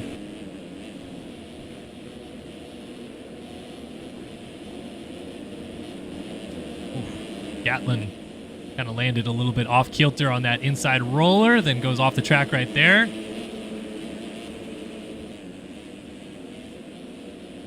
So in the first moto, we saw Shirley having to do a little bit of the chasing through the field. This time, it is Matherly having to do it. And it's interesting to see the different way that they respond to it. Both have been pretty even keel, not forcing anything really.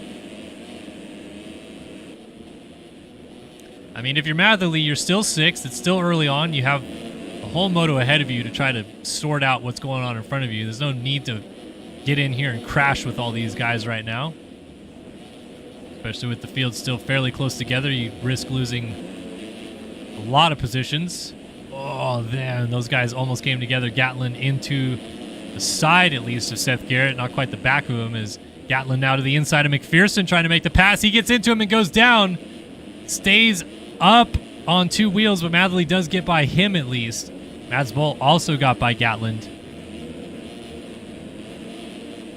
So now Matherly up into fifth, and Seth Garrett just in front of him here as they drop down the hill.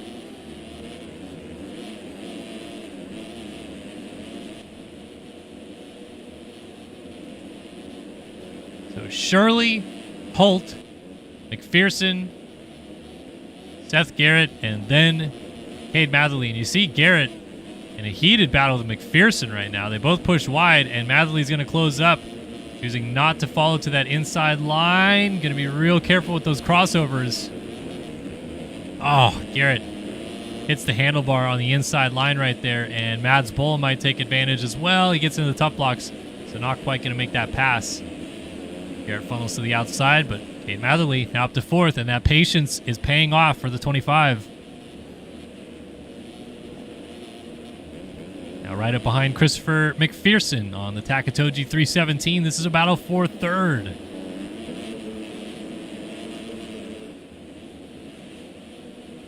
Scrubbing off of Henry Hill, looking inside is Cade Matherly.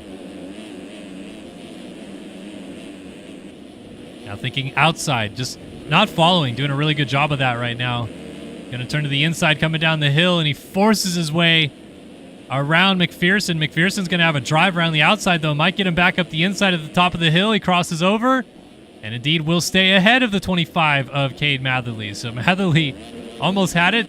Didn't want to push him out too bad at the bottom of the hill, so gave him the chance to go to the outside, and McPherson took it and got him right back. So they cross the line onto the fifth lap of the race. And still nothing in it between the two of them in a battle for third place. How about Mads Boll, though? Poke your head back and see that the 338 Suzuki is closing up. So if you're Matherly, this is suddenly a little bit more pressure situation to make this pass on McPherson, because Boll is right on him.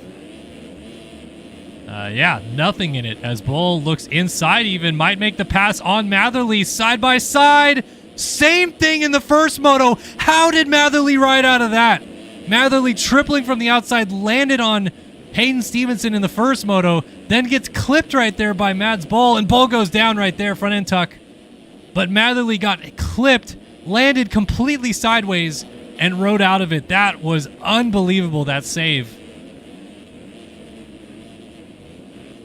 So now he looks inside on McPherson, and he is going to get it, at least for the time being. McPherson tries to get back to the inside again, but Matherly completes the pass. He's now into third.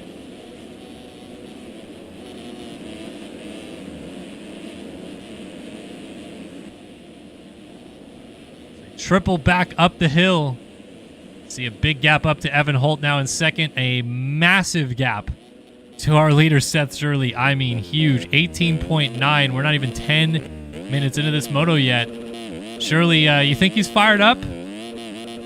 I mean, he's not even in the same zip code on the map right now compared to these guys. 58.9. No one else even below a 203, 202. I mean, Evan Holt doing a really good job at a 202.2 for his best. This time checks in at another 202.2. He's doing a really good job. But a 58s out of Seth Shirley in the lead right now, man, he is riding angry. I'll say that. But they are back to being tied on points for the day. 1-3-3-1 as it runs. 2:03.7 for Matherly that time by. And Matherly was patient just as much as he needed to be. McPherson, Seth Garrett still right there. Then Mads Bull, Jack Gatlin, we go on board of them as he goes down in a battle with Braden Tharp.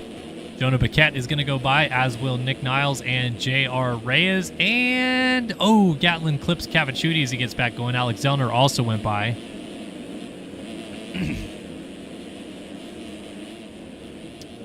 So back up to the top of the hill, you see a really close-knit battle right here. Reyes, Nick Niles, Cavacciuti, Zellner.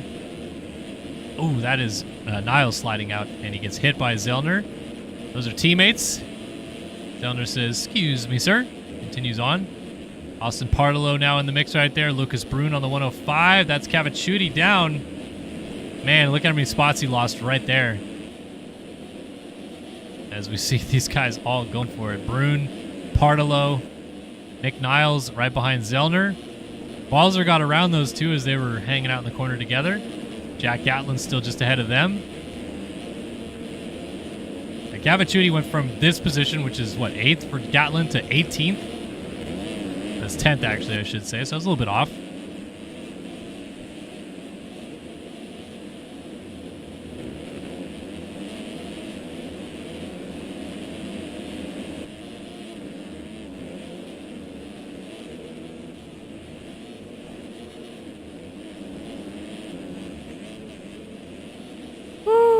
Big dog scrub for Balzer down the inside, trying to get alongside Jack Gatlin.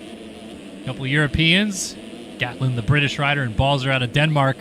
Balzer gets the upper hand to move into the top 10. Jonah Paquette is 9th. J.R. Ray is 8th. Mads Bull 7th. Braden Tharp in 6th. Seth Garrett 5th. Christopher McPherson in 4th. Cade Matherly is still in 3rd. Evan Holt is in 2nd. Seth Shirley continues to lead the race. 11 minutes have come and gone. 19 minutes plus 2 laps still to go. A lot of race left to be done. And if you're Matherly, you're trying to see if you can inch the gap down to Evan Holt. If Holt has a fall-off crash, he would be getting up pretty much right in front of Matherly. But Holt is still doing faster lap times. 2:01.9 just reset his personal best fast lap of the race last time by. And let's hang on board here with Evan Holt and watch him go to work on the District Designs machine. Holty is, I feel like, slowly been getting better as the year has gone on. And now looks like he is a guy that belongs in this lead group. Came from a little ways back in the first moto to get all the way to 7th. Now trying to get onto the box in the second moto. And who knows, with the way that things are in this class, could even be a podium going 7-2. I have nightmares of 7-2 in this place. Because back in 2014, when I won the first moto here in the 450 class, I went 1:13 for 6 that day, and the winner went 2:7.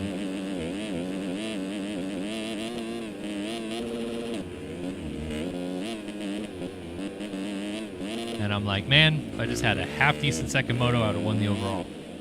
But I didn't. I had a horrible second moto. Where we got battles? Here we go. Gatlin and Jonah Paquette. Oh, Gatlin down, and Paquette stuck on him. Paquette gets going just in front of Niles, I think that was, and then Zellner. And coming in is Mads Bull.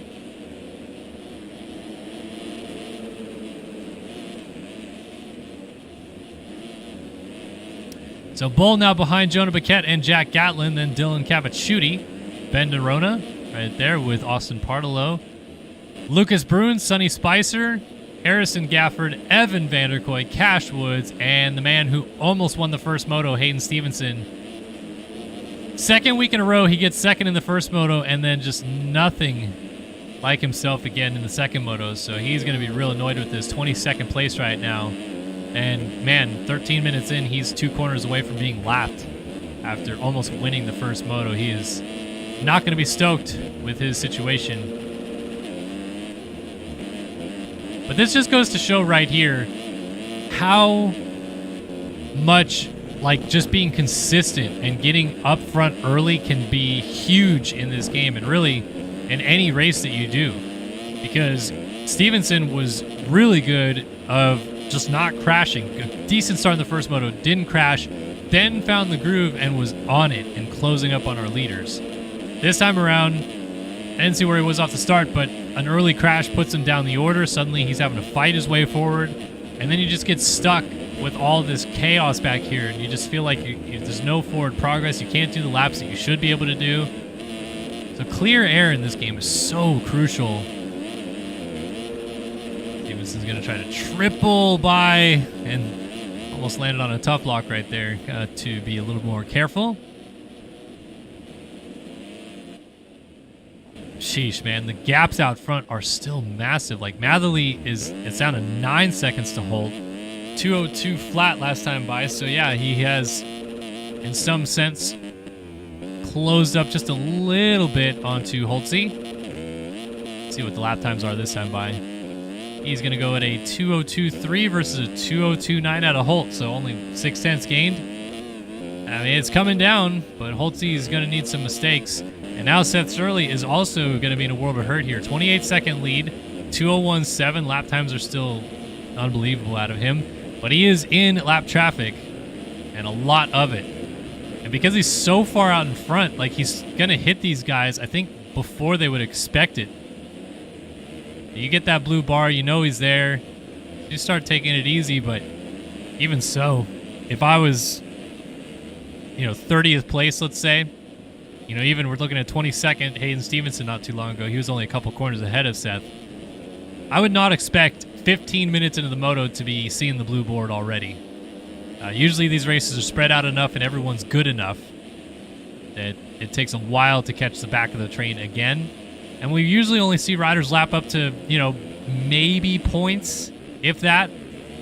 But Shirley is so far out in front, I mean, he is likely to get pretty deep into the points if he keeps his train rolling the way that he has been going. So pretty remarkable stuff so far for the 44 in the second moto. Holtzy just went down, and here comes Matherly. So battle for second is on. 85 versus 25. Those bright red plates on Cade Matherly close up to Evan Holt now. And they are not teammates, even though it might look somewhat similar of the machinery. They are not on the same team.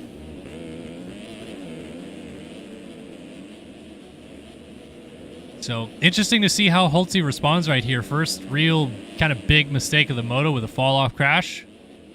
And suddenly you have the championship leader knocking on the door, putting the pressure on. And it just changes the way that you feel about the race, the approach, all of it in such a fast manner. Where you feel more comfortable, controlled. You got a 9-second gap. You're in second. You're all by yourself. You can do whatever you want. And then suddenly someone's breathing down your neck. And the heart rate spikes a little bit. You start thinking about him too much and not what's going on in front of you. Mistakes start rolling in, so got to slow it down right here, but it's not going to matter anyway. Matherly gets to the inside, makes the pass, and he's up to second place. And with it, that is a crucial move for the overall classification of the day as well. Matherly, with a 1-2 score at the moment, beats the 3-1 out of Seth Shirley. So he would win the overall as it stands. He would sit on 47 points versus the 45 that Shirley is sitting on. So it'd be a 2-point swing today. It'd go from that 12-point gap out to 14 with one race left after this at Ironman next week.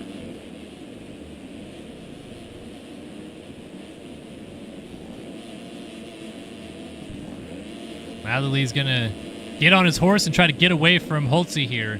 While we're at it, let's give you guys a top 10 rundown because we are past the halfway point, so let's go for it. JIBR.co brings you Seth Shirley on the 44 machine out front. Twizzy puts the 25 of Cade Matherly in second, and District Designs holding it down in third with Evan Holt on the 85 machine. Fourth is Braden Tharp on the Covenant, number 20, and Tharp is coming, man. 2016. I saw him start to inch up on this group, but I didn't think it was this much. He's only 5 seconds back now. Interesting stuff. We'll see if the 20 can get up there and mix it up. Rasmus Balzer, Filton Racing, number 35, holds it down in fifth. Sixth for J.R. Reyes on the Dynaco, number 72 ride. And Christopher McPherson, seventh on the Takatoji 317. Eighth is Seth Garrett on the Dynaco 97. Ninth for Nick Niles for Moto 551 machine. And 10th for Austin Pardello on the AVM number 110 ride. So Pardello keeping it close to Niles here. Gonna do what he can to close gap up and maybe try to make a pass.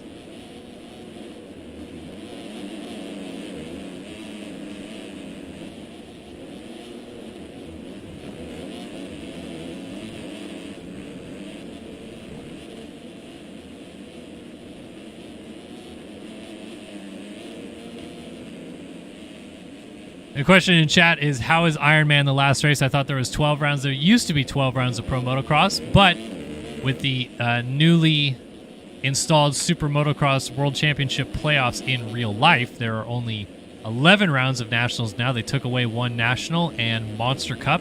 So Feld lost Monster Cup, MX Sports lost one round of nationals so that they could add a third round to the SMX Championship. And instead of a 30 race season, with 17 Supercrosses, 12 Nationals, and Monster Cup, it is a 31 race season instead. And I don't know if there's going to be an SMX thing in Sim. I haven't heard anything.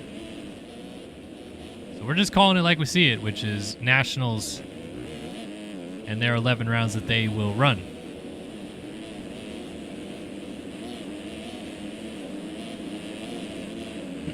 So Shirley weaving through the lap traffic quite well. Holtze has not really let Cade Matherly go just yet.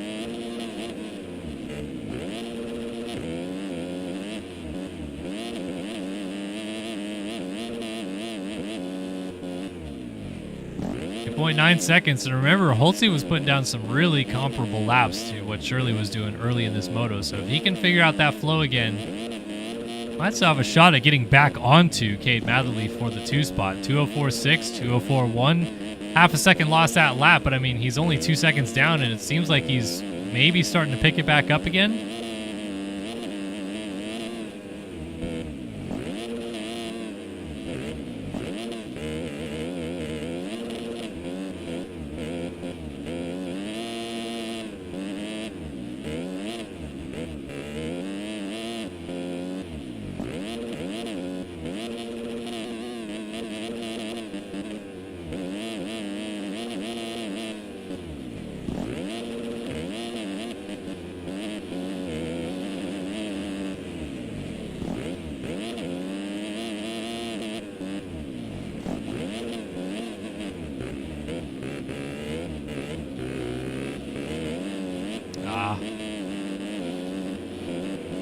Not the line choice he was hoping for right there. Let's see what that costs him. Ugh. About 1.2 seconds total. 32-second lead for Seth Shirley. Pretty crazy. Yeah, Tharp is now down to 3.7 seconds. He was the second fastest rider of this group last time by and then just made a huge mistake. So all that work he just did to inch up to those guys is all for naught as he makes a mistake that pushes it out to pretty much exactly the gap that it was before.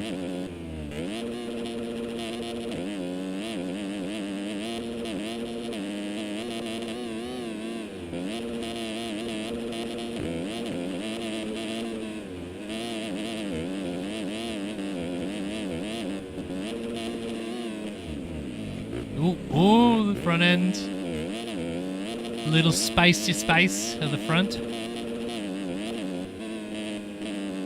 just fun to watch these guys work, man. Like, I get mesmerized, I think, sometimes just watching the way that they ride 250s in this game. My 250 career in this game was short because I sucked on these bikes, and these guys are unbelievable. The momentum they carry, how much drive they get out of corners, and the things that they clear, too, sometimes I'm just like, how do they even have the speed to do that? And then they seat bounce a bejesus out of it, and you're like, oh, okay. All right. Back to Lucas Brune versus Nick Niles in a healthy battle just outside the top 10, I believe, or actually 410th, I should say. Oh, side by side. Can we get some dualies over Henry Hill? I think we're about to. Here we go, folks. What do we got? Yeah, dualies. Not too big. They just kind of half scrubbed it. Lucas Brune takes the position.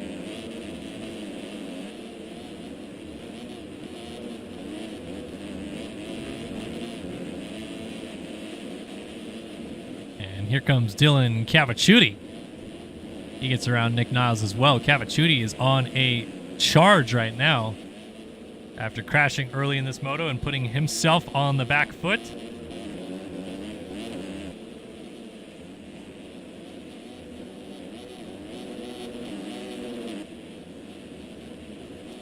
So Cavacciuti ended up 13th in the first moto, which he was not in that position. He was battling for the lead at one point, so that's a tough look for him there. We'll see if he can turn it around. Balzer, 4th in the first moto, currently runs 6th right now, so it'll be 4-6 for him. You have, where's Mads Bowl? Mads Bowl is now... Oh, where did Mads Bowl go? Did he disconnect? Yeah, he did. So Mads Bowl, 31st and out of this moto, who was 5th in the first moto. Jack Gatlin now 12th, who was 6th. I think Evan Holt is in spot for the podium at the moment. 7-3 versus a 4-6 out of Balzer.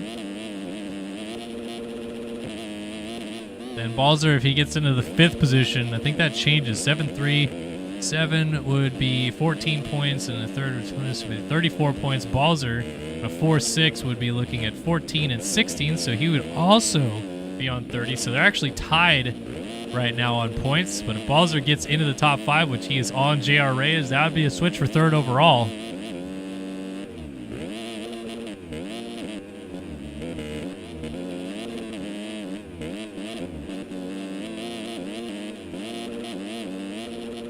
Of course, if you are Evan Holt, you are still hoping that maybe, just maybe, you can get up there.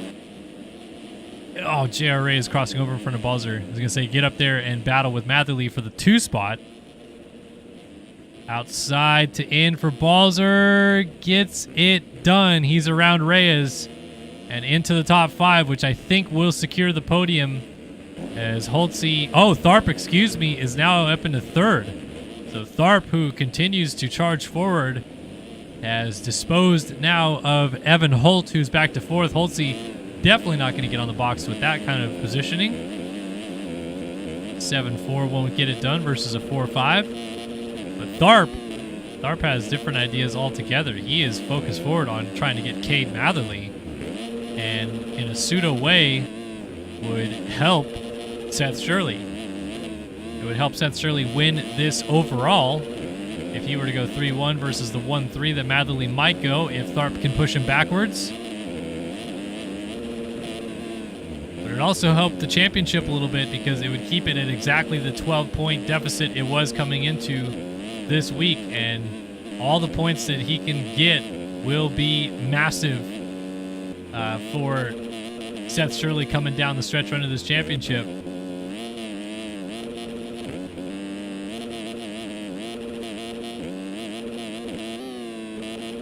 2:01.7 for Tharp versus a 2:05.6 out of Matherly. Braden Tharp is on the move, down to 3 seconds. We got 2.5 minutes plus 2 laps still to go, so there's plenty of time.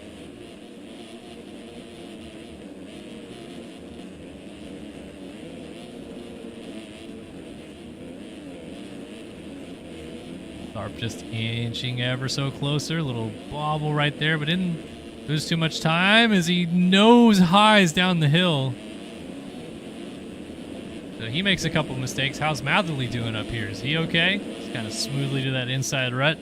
Matherly, I feel like, conceded pretty early in this race there was zero chance he was going to catch Seth Shirley, who's now out front to the tune of 39 seconds. But minimize the damage, get a second place in this moto, win the overall if he does. Holtzy gets maybe unlapped by Caden Speck, perhaps. But here we go, folks. This battle is a brewing. Oh, Tharp. Oh. All over the place right now.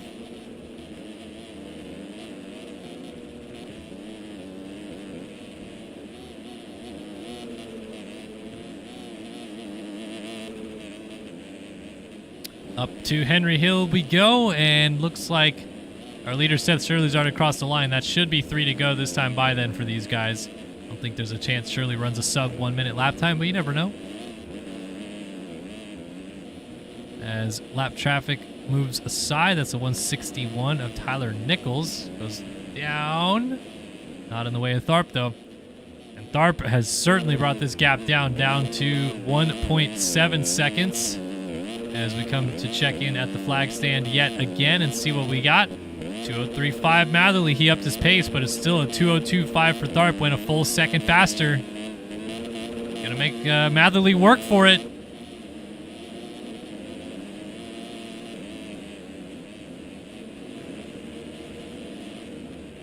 Up and over that jump. Tharp is so close now. You can almost taste the exhaust fumes coming off of Cade Matherly's pipe. Triple back down the hill again. Neither of them able to get the triple all too clean. 30-minute mark has now come and gone. 2-lap board is about to come out next time by for our leader, Seth Shirley. And Tharp has a huge one. Out of the 3 position, that will likely secure the overall win. As Tharp gets going and puts Holtzy down as he rejoins. So Holt was just about to move into 3rd. He goes down. He will remain in 4th as Balzer is still 5th. But Tharp is on a charge, or was charging, I should say, and that has now come to an end with that crash. He's going to need some help from Matherly to get back into position to challenge for the 2 spot in this race. And Matherly looks like he's going to try to take it a little easy now.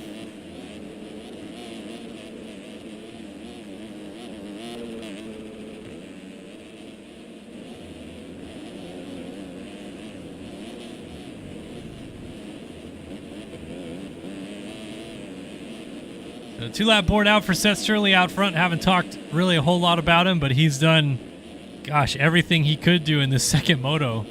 Rear end kicking out right there. I mean, the first moto, you know, credit to him. He got all the way back to 3rd, especially when things were looking real rough, and tried to limit the damage. Went from a 12-point deficit out to that 17-point deficit.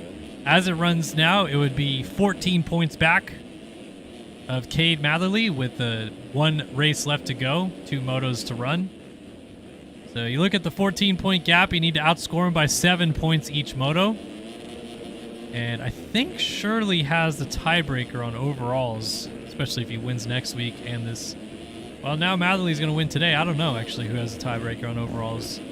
But if he goes 1-1 next week and it stays this way, Matherly would go 4-4 and they would tie in the championship.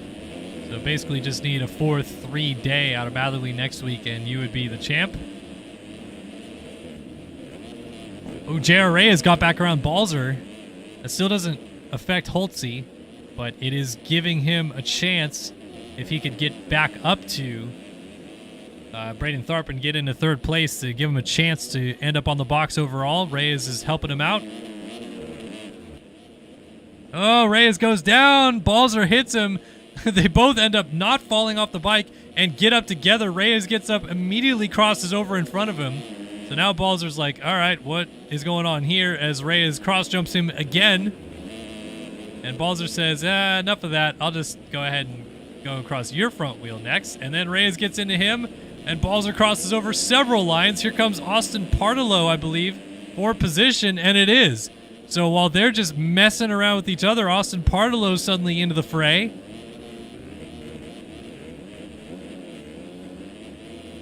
And Balzer survived the barrage there from JR Reyes, which I don't know why Reyes was mad. He crashed all by himself, and then Balzer hit him. Then he gets up and cross jumps 3 times in front of Balzer. So then Balzer's like, okay, I'll just cross over in front of you and pass you. And then JR Reyes beelines it into him and tries to take him out. That was a little peculiar.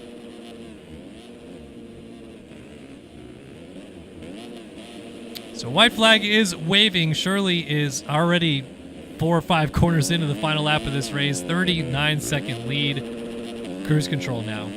Just hitting his marks and having a free-flowing, fun last lap here around Budds Creek.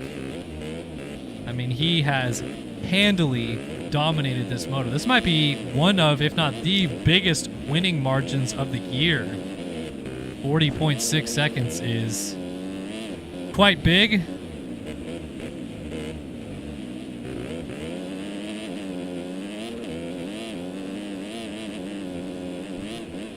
Seconds now. He's just showing off a little bit.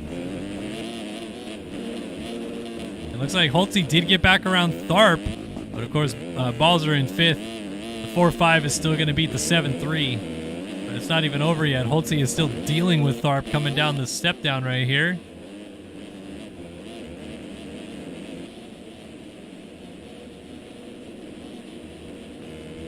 But we'll get back to that battle in a second, but we got to give credit where credit is due, man. Seth Shirley, he is going to be kicking himself over the way the first moto transpired today, and it might kick him off of a championship winning scenario next weekend, but he'll be 14 points back going into the finale, and he'll do it with the most dominating ride in the 250 class we've seen this year.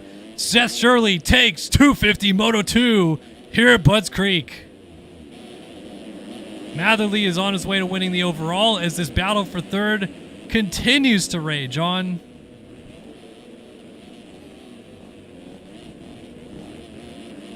Man, Shirley lapped 7th place? Are you kidding? JR Reyes was lapped in this thing. Unbelievable. This battle for third is still unbelievable as Matherly's coming to line here in a minute. Oh, lap traffic. It's out of the way, or does he? Does he not? Oh, Tharp could have killed him if he wanted to. Here's Cade Matherly, though, coming across the line. He is going to go 1-2 today. And Cade Matherly is going to win the Budds Creek National in MX Simulator. A huge win, taking him 14 points up into the finale next week at Ironman. Here we go, coming to the flag. Lap traffic still not moving out of the way. And he gets into Holtze, and Holtze loses a podium at the flag because of it. Tharp crosses the line. He'll take third. Oh, who was the lapper? We got to go shame him because that was terrible. He disconnected midair. Race Cobble, who was trying to hold on to 19th, but I mean, he had 3 seconds in hand back to Vanderkoy. He could have just let him go, but he just took out Evan Holt instead. So Holtze misses out on the 3 spot because of it. Gets 4th. Austin Partolo, 50 seconds back, is going to end up inside the top 5. And only 6 riders ended up on the lead lap in this one.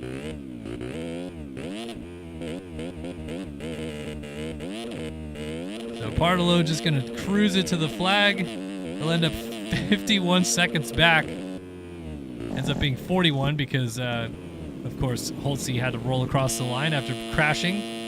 And then, oh my gosh, Balzer ends up 6th, which means that battle for Holtze coming to the line was for the podium overall as well. It would have been a 3rd place finish for Holtze and a podium overall on the day. Oh, that sucks. That really sucks. I mean, he did have penalties afterwards anyway, so let's see. Yeah, Holtze would have had 2 seconds of cuts, so would have lost it on penalties anyway, but geez, that sucks. All right, that's the man of the day, though, Cade Matherly. 1-2 scores, and your overall winner here from Budds Creek. 14 points up on Seth Shirley with just the Ironman National next week remaining. Definitely won't want to miss that.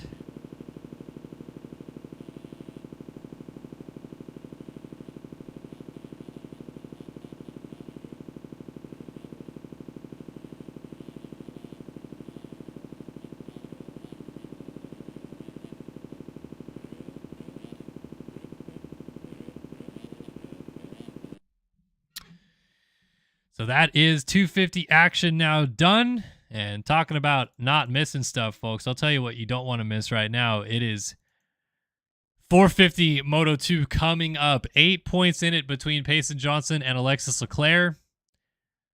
I don't know what the heck is about to happen, but it is going to be good, whatever it is. I'm so excited to watch this race because they gave us the goods in the first moto. They both were way back and they came way through the field. Leclerc ends up 6th. Johnson ends up 2nd and pulls 7 points back against Leclerc in the championship. So, man, what's going to happen now? I have no idea. To recap, the first moto, they both were way back. So Tyler Lane kind of snuck off with the win in that one, won pretty handily in the end to the tune of 20 seconds. But we saw those guys have to work all the way from, I mean, Johnson, I think at one point was 35th or 34th, and Leclerc was 36th. Johnson got all the way up to 2nd, and he had to pass a few guys that were with him, pulled away from him, and then he caught him again, like Cooper Hunt, Colby Eaglin, and a few others along the lines like that. So can he turn it around in this moto? Can Alexis Leclerc, who won the first moto at Unadilla, this is only 7 days ago, he's coming off race-winning speed. And then the second moto at Unadilla, not good, 4th place there. This one crossed the line in 7th in the first moto, but thanks to penalties to Frank Jackson, ended up in 6th. So if you're Leclerc, you need to really turn it around. This is no more messing around. We talked about, oh, you could go 2-2-2. No, none of that anymore. You have to beat Payson Johnson at least one of the 3 times that the last 3 motos of the season are coming up here. So, yeah, this is going to be good, folks. I feel like every year this national championship somehow gets so gnarly at the end. Johnson kind of made it boring last year, but the year before that, we had Leclerc versus Lang, which was gnarly. A few years before that, in 2018, we had Holm versus Leclerc, which was so good. It just is unbelievable that after we race, we've raced, 19 motos? 19 motos have already gone, and 8 points are between these guys. It's crazy that it's come to this. So strap in, folks. It's going to be good. And we're going to see who comes out on top here in just a moment. We'll get loaded in the server. We'll pick a Studio 8 Hole Shot Award winner, which in the first moto went to Rasmus Balzer. Enzo Buttigni. I was thinking of the wrong foreign rider. Enzo Buttigni got it in the first 450 moto, so we'll see who gets it this time around. We'll actually run through the order real quick and maybe pick somebody out. Harrison13 has picked Hubbo for the Hole Shot, so he wants Jacob Hubbard. We'll see who I pick. I got to look through the field a little bit and find somebody. Pablo Vial was not very good. Let's see. Who's normally like a sneaky good starter? Frank Jackson sometimes is. Seibolt's gotten a few good starts. Buttigni got that first moto start. And Hubbard is a pretty good pick. I'm gonna go Braden Castellaneta. I'm gonna go a little off the wall and pick Braden Castellaneta for the Hole Shot right here. Keen to see if he pulls it or if somebody else gets up there.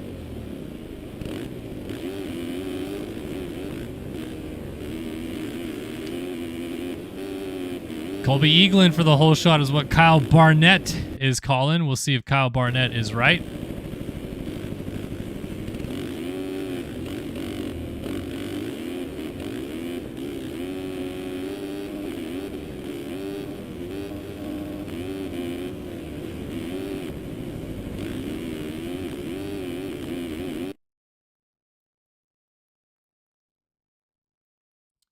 All right, folks, it is get nervous time. Championship on the line. Payson Johnson versus Alexis Leclerc. 8 points in it. 3 motos to go. If you have not been tuning in all year, you've missed out. But you aren't going to miss out on this, folks. It is about to get so darn good in these final 3 motos. I don't know what's about to happen. I don't think they know what's about to happen. But we do know we're about to drop the gate. 450 Moto 2 is off and running. Who's going to get the whole shot? We're looking at Bendis into the first corner. Leclerc has a great start down the inside. He's going to try to control it. Cooper Hunt's right there. Alexis Leclerc, when he needed it the most, rips the Studio 8 whole shot at the top of the hill. He's got Hubbard behind him to help him out. We got Cooper Hunt up here with a good start. We also got Chase Blakely on the 21. Johnson's in about 6th spot, but Leclerc needed that so bad as Hubbard's going to be right behind him crossing the line. Finally, Leclerc starts her back, and he's out front here at Budds Creek. So it's Leclerc, Hubbard, Hunt, Vial, Johnson, top 5. With Trevor Burns on the 500, he is in 6th. Johnson's going to try to make quick work and get around Pablo Vial. He's got his teammate to help just ahead of that.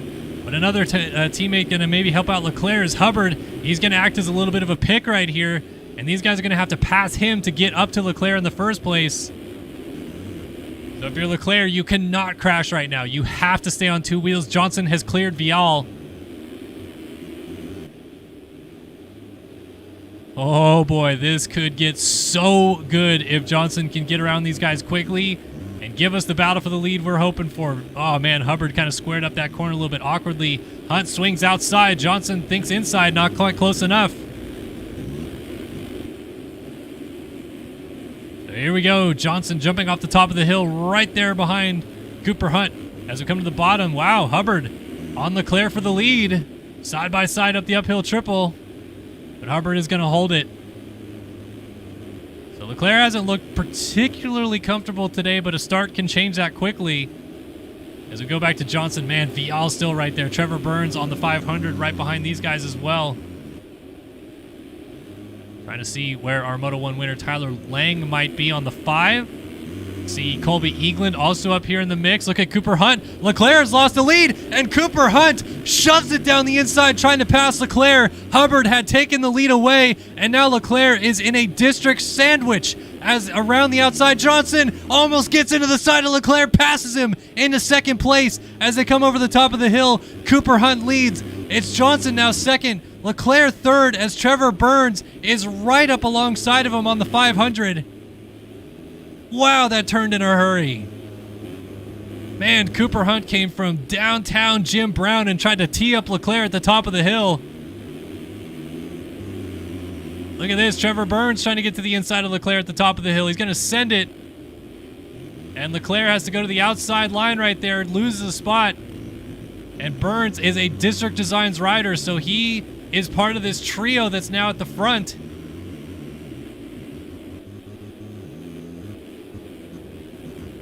And he can now act as a bit of a pick here for Pace and Johnson. So Hubbard was trying to do his job. Leclerc lost the lead, and Hubbard went down. Suddenly we got 3 District Design riders, 1, 2, 3. And it's Cooper Hunt leading. Johnson misses the inside rut, but no chance Trevor Burns passes him.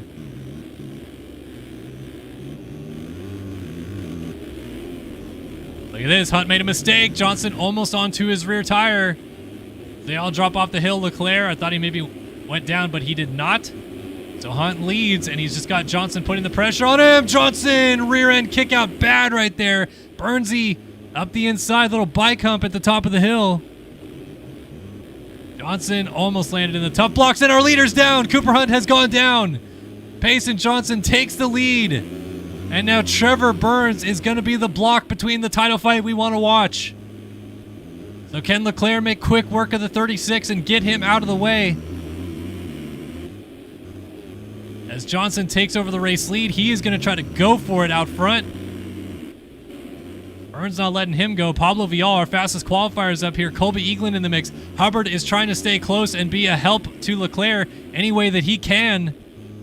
Man, 3 wide nearly coming over the top of the step up out of the first corner. Vial makes a mistake, cuts back across, gets into the back of Colby Eagland and goes down. Now Eagland is going to sandwich Leclerc with Burns as Burns is going after Johnson for the race lead, man. Look at this. Inside line, Trevor Burns trying to take the lead. He's going to play way nicer with Johnson than he did with Leclerc, but to the outside, tries to turn it to the inside, doesn't quite get it. So Leclerc just has to sit and wait. and hope that these two maybe just screw with each other. He lands on his teammate. How does Johnson not go down? Johnson stays up, but he's off the track. Leclerc takes the lead. Eaglin to the inside. Eaglin takes the lead. Here comes Hubbard in the mix. Johnson now side by side with Leclerc up the inside. What just happened?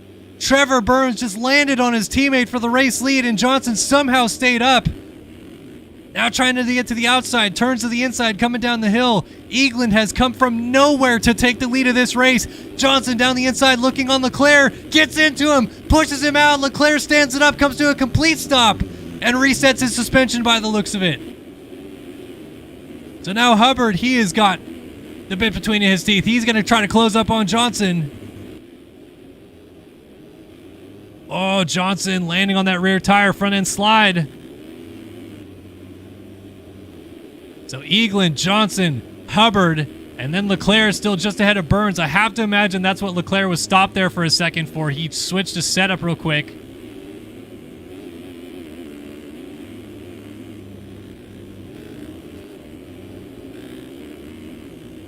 And look at Colby Eaglin, man, just walking away. I tell you, he was not giving Payson too much help, and now Eaglin goes down. Out of the race lead goes the 24. He is going to stay ahead of Leclerc. Or will he? If I'm Leclerc, force the issue right here. Don't let the 24 stay ahead, and Leclerc goes down. Leclerc is down. Eaglin was off the track. He landed in those braking bumps, insta-swapped, and he's on the ground.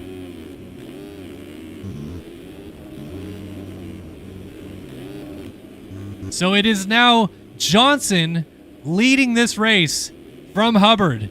And Hubbard now slides out. Eaglin third, Burns fourth, Pachone fifth, Vial pushes him out. He goes into the top 5. Cooper Hunt now 7th, Leclerc all the way back to 8th.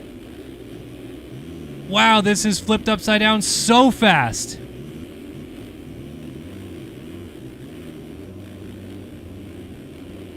So Pachone down. Leclerc is going to go up into 7th. He is now right behind Cooper Hunt and Pablo Vial. But amazingly, he's still only about 12 seconds behind Johnson in the lead, so it just takes one mistake for Johnson. But Leclerc, man, he looks flustered. I don't know if he loaded the wrong setup or something.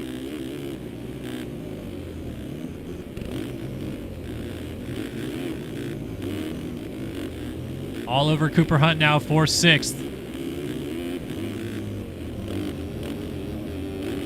Oh, and Hunt makes a mistake, or actually that was Vial down. Hunt went to the outside. So Leclerc goes up into 6th. He's trying to size up Cooper Hunt right here. Going to go to this inside rut. That rut's not that deep.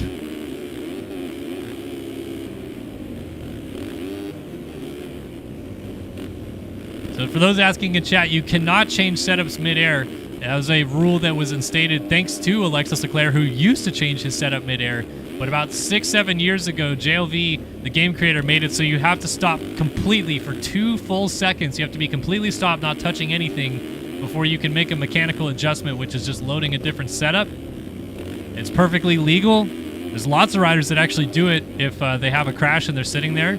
Leclerc chose to do it while just stopped in a corner after getting pushed out. And it might help because Leclerc was struggling late in the first moto with his suspension. But it might also be detrimental because he might be using something that's not comfortable early in the race like it is now. Hubbard versus Eaglin going on. Oh, slide out.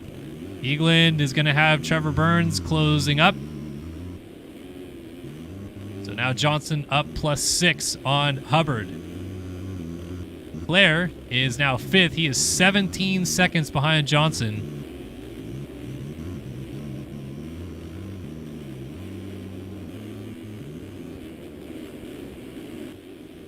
Now if you're Johnson, I mean, this is a position you wanted to be in. Clear air, nobody right behind you, the ability to push and do your own laps, which is what he did at Unadilla Moto 2 last week, opened up a huge advantage.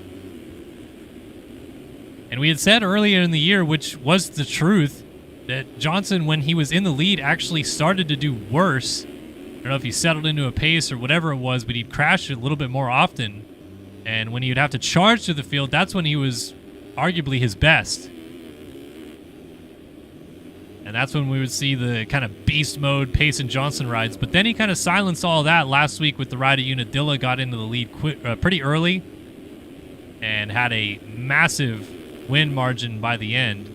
So there's Eagland, Burns, Hubbard, and now Leclerc. Leclerc has Vial still right behind him. If you're Leclerc, honestly, second place right now would be more than enough.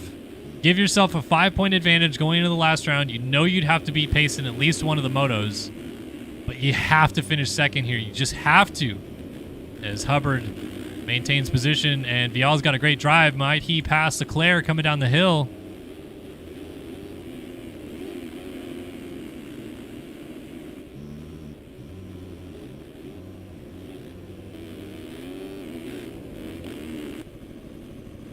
Oh, is that Burns down? I hear a 500 at idle. It is before the finish line jump. He'll spin it around out of the top 5 now, though. Back to, I think, 7th. Maybe 6th as Leclerc moves up into 4th. Yes. So Leclerc now on Hubbard, which would be for 3rd place.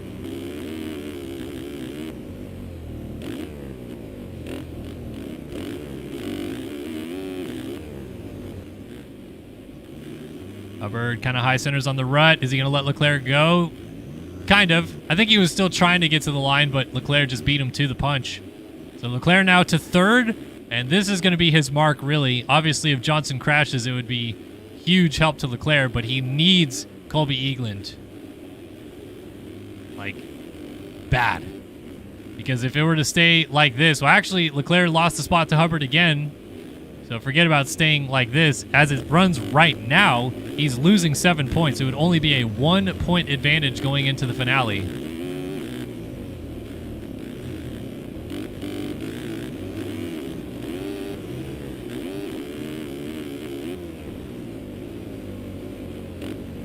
Oh, Hubbard off the track. Leclerc going to get back by him. So that's another 2 points. It's now down to a 3-point advantage in the championship for Leclerc.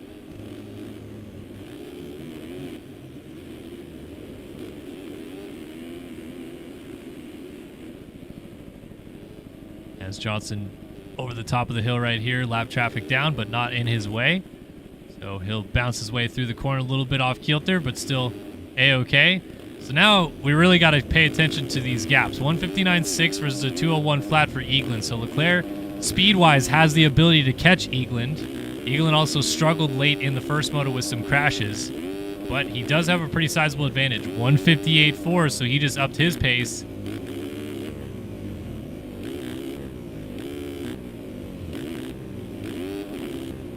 159.6, or 9, I should say, for Leclerc. But he also did lose a spot to Hubbard at one point, so I think he has more speed in hand than that. Wait a minute. Johnson only 3 seconds in front now. He must have had a crash somewhere. So this is not necessarily a foregone conclusion just yet, as Eagland kind of flashed in the background back there. Yeah, Eagland is back there. You can certainly see him. So for Eagland, who was 3rd in the first moto, I mean, if he wins this second moto, he wins the overall. I don't know how much of it is, I want to help my teammate try to win this title in Johnson versus, I'd really like an overall win. Been a pretty trying year for Eagland. He's been fast enough on many occasions to win races and probably contend for the title, but just too many other mistakes have hampered him. And here is Leclerc now in 3rd on the charge right now. 10 seconds back of Eagland, so he's only a couple seconds back then, or about 13 seconds, I should say, back of Johnson as it runs. I mean, Johnson was able to pretty quickly open the gap in the lead before, but I don't know, front end looking a little fidgety right there. And it's going to have a little bit of lap traffic that he'll start running into as well, which could also play in.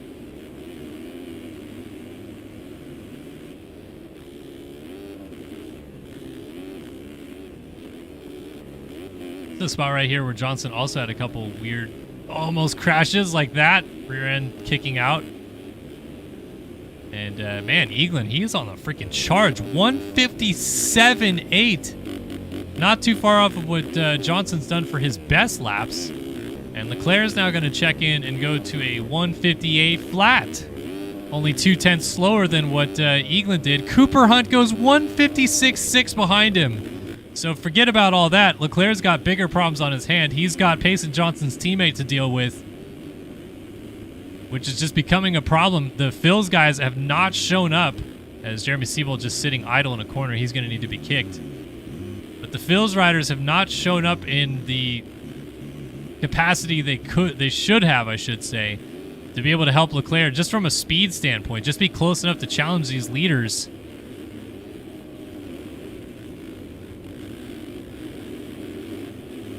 And gosh, Cooper Hunt is all over Leclerc, trying to get by him, and another mistake. So Leclerc has breathing room again, and he can put his focus forward and stop thinking about what's going on behind him. Meanwhile, lap traffic coming into the picture, and Colby Eaglin has ran down Payson Johnson for the lead. So this is, in essence, the battle for the overall win as well as the moto win, but then there's all this lap traffic problem that Johnson's trying to deal with, and then obviously the championship implications of losing 3 crucial points that Johnson could desperately need come the last moto of the year.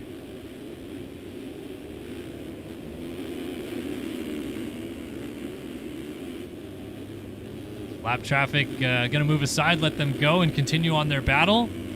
Eaglin has, fully caught Johnson now. There is only that in it. I mean, what, 1.5 seconds maybe? So at the halfway point of this moto, I feel like there's already so much that has happened. I'm surprised it's only halfway. Eaglin focusing on the one machine ahead of him, trying to close it down. So Johnson lays in a 2 flat, a 1:59.4 for Eaglin. Leclerc has inched down to only 8.8 seconds back. Trevor Burns is desperately trying to close up to him. He goes 1:57.8, so Leclerc is picking up his pace. Maybe that suspension change helped. And another district guy that just coming out of the woodwork and running balls fast laps. Trevor Burns 1:56 flat. Pablo Vial goes at a 58.5. Cooper Hunt with that crash now back to a 2:09.8. Like Trevor Burns, didn't exist for like 3 or 4 weeks, then suddenly is back. Didn't exist really in the first moto either. It was pretty garbage. Then suddenly 1:56 flats out of nowhere.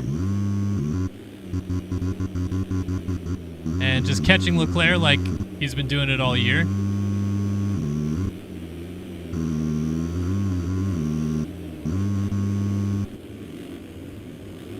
So Leclerc, as much as he's trying to focus forward, he just has to deal with that loud 500 closing up behind him. As Eaglin's still looking at closing up on Johnson. Where's the lap traffic situation like? So he's got some clean air here for the next, give or take, probably minute and a half. Oh, Burns down. So Burns down off the track. And Vial goes by. Did Hunt go by? No, Hunt is pretty far back now, so only Vial went by. Leclerc in a pretty comfortable third now.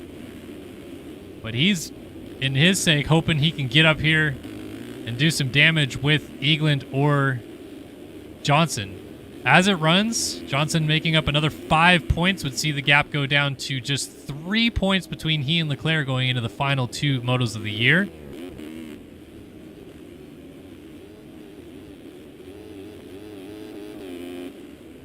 Over the finish line, lap time check again, 58.9, 58.8 for Eaglin. This time a little worse for Leclerc. A couple mistakes probably hampered him, so I'm guessing this is going to be a 59 or 2 flat.3. So what is Eaglin going to do? Is he going to force the issue to make a pass on his teammate, try to win the overall when the championship hangs in the balance for his teammate? I mean, he's certainly pushing like he wants to win this race.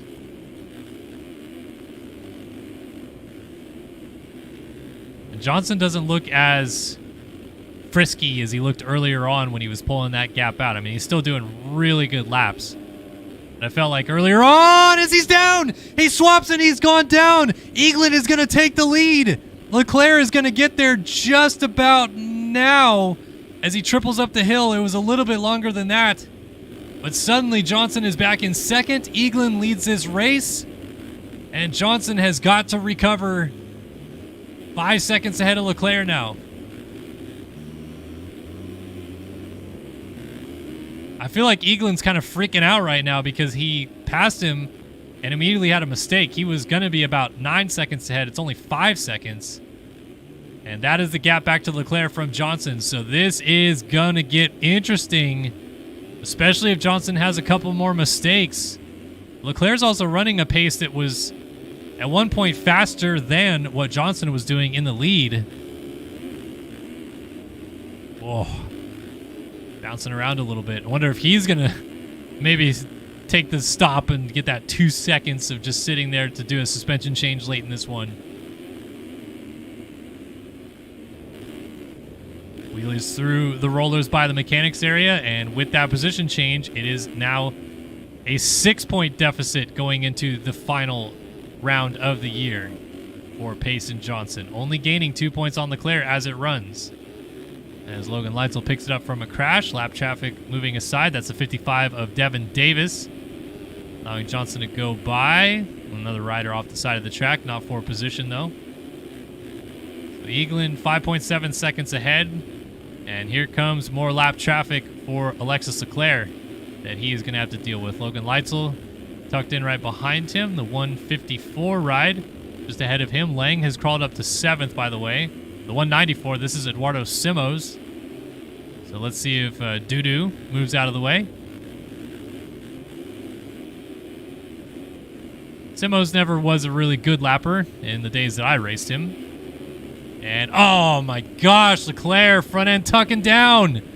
Vial gonna go by. So Leclerc is now gonna pick it up in 4th, and just when he'd crawled some points back on Johnson, he throws it away. Now Johnson's gonna try to run down Colby Eaglin for the lead, which also is gonna force him to push the issue. Pablo Vial is kind of suddenly snuck into the picture as a guy that could challenge for a good position in this race, maybe second. Going to be about, 9 seconds back of Johnson coming up the hill. 158.5 last time by, faster than what Johnson's been doing.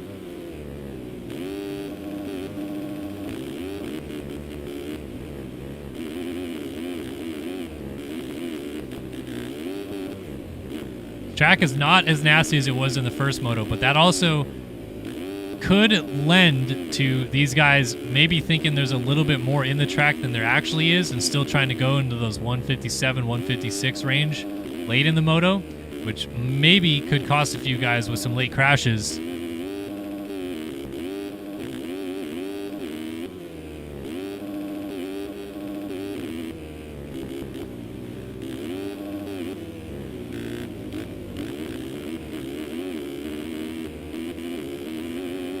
Johnson 6.3 back, 58 flat for Eaglin, 58.9 for Johnson, and 59.6 for Vial. Leclerc now just 3 seconds back of Vial, trying to get back into 3rd place. Like I said, gosh, he needs 3rd place in this moto so bad.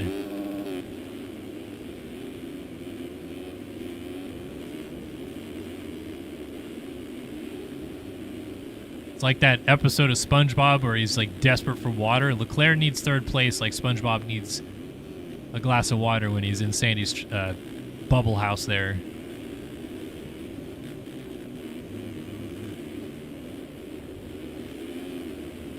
Oh, Leclerc landing hard on those braking bumps. So this is the stage of the race that was biting him last moto. Late little mistakes and bobbles that just allowed him not to get that much further up. And Trevor Burns is lurking back there. So 5th is kind of the worst Leclerc could do. Burns has 23 seconds in hand back to 6th. But, I mean, if you're Leclerc, you got to get Vial. So Eaglin out front, potentially on his way to another moto win. A really critical and kind of strange overall win in the mix of this championship. But Johnson is going to fight till the flag here to get it back in his favor. We're down to the final 6 minutes plus 2 laps of this race. And I still feel like at any point something weird is going to happen in this race. Johnson lapping Enzo Buttigni, who was the bane of his existence in the first moto. It just took forever to pass him. More lap traffic down. Johnson just kind of Weaving his way to that inside line. Gets it! Almost gets backed into by the 40 of Tanner Rogers, I believe that was. See how much Leclerc is doing here. 2 flat, 0.4, 159.5. Vial still going faster than him. He's got 13 seconds back to burn, so 4th is now pretty much his. He's losing 4 points to Johnson as it runs, so it would go from 8 to 4 with 2 motos left to go.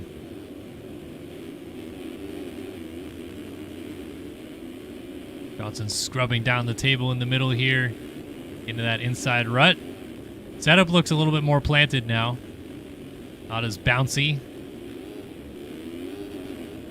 Maybe he's just waiting for it to get really rough.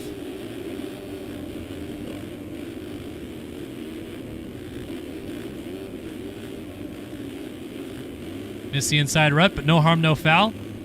Eaglin kind of hopping through the tough blocks right there. A little bit of a mistake. And what the heck just happened? Did Eaglin and Johnson both fall and I missed it? How is Pablo Vial only 3 seconds back?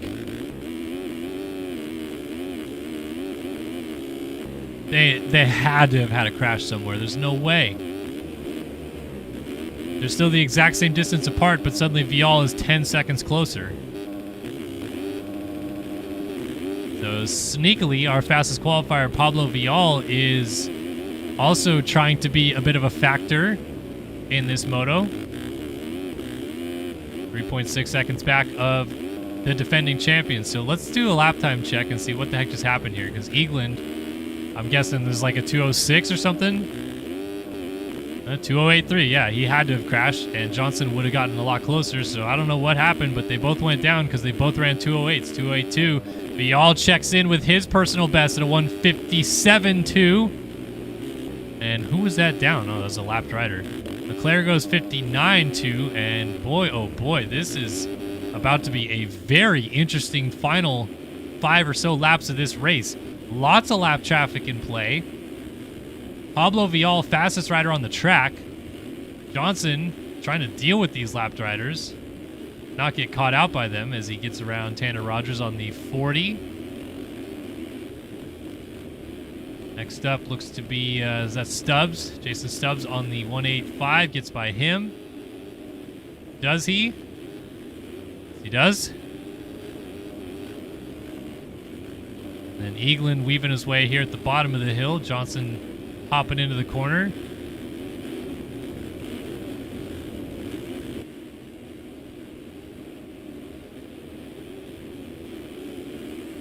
Another lap rider going to be kind of in his way-ish at the bottom of the hill. They're going to get by him okay. Eagland, then Johnson, then Vial right there. And then Leclerc coming up the uphill triple just behind these guys. So this still has the potential to kick off in really weird ways. Johnson could get Eagland. He also could go down. Vial could get Johnson. He also could go down and help Leclerc. If they both go down, that puts Leclerc on Johnson. He's only 9 seconds back. Johnson looks like he's upped his pace. He is fired up right now.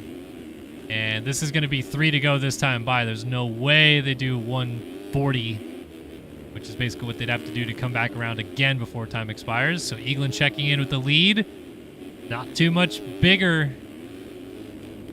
It is a 2.5 second gap, and Johnson just ran a 156. So this is exactly what I was talking about. The track is not as rough this moto because less guys have already DNF'd.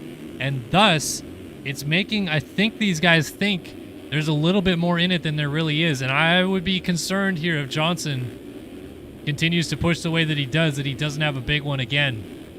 And Leclerc is only 10 seconds back. Eaglin has gone down with the lead. Eaglin throws the lead away. And Vial is going to take over second place. So Leclerc is going to be about 3-4 seconds behind Eagland as Johnson takes it over. He does not need to push now to win this moto or the overall, and takes 7 huge points out of Leclerc to be 1 back going into the finale. Johnson has to not have the big one. But down off the top of the hill.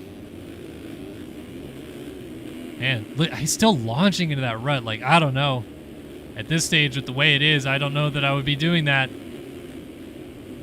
Leclerc inching up onto Eaglin and Vial a little bit. It seems like he's been a little bit better this lap. So there's a chance Leclerc walks out of here with a second place finish in this moto. There's also a chance that complete chaos reigns and he could even win the moto if things get real wild. Johnson, front end push. Oh, I'm so confused why he's trying so hard in this. He's got a lead. But I guess you just don't want Vial to get any closer. I just feel like he's setting himself up for a chance that things go really bad with a big crash the way that he's riding right now.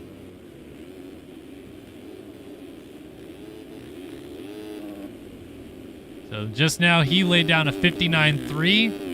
Vial goes 58.2, faster than him. 208.3 for Eagland.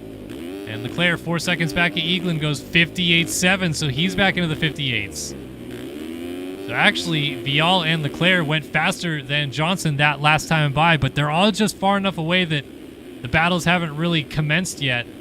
Lap traffic moving aside very nicely right there. Johnson really nicely hopping into those bumps. Vial's just like, screw it, I'm going outside. I don't want anything to do with that inside rut.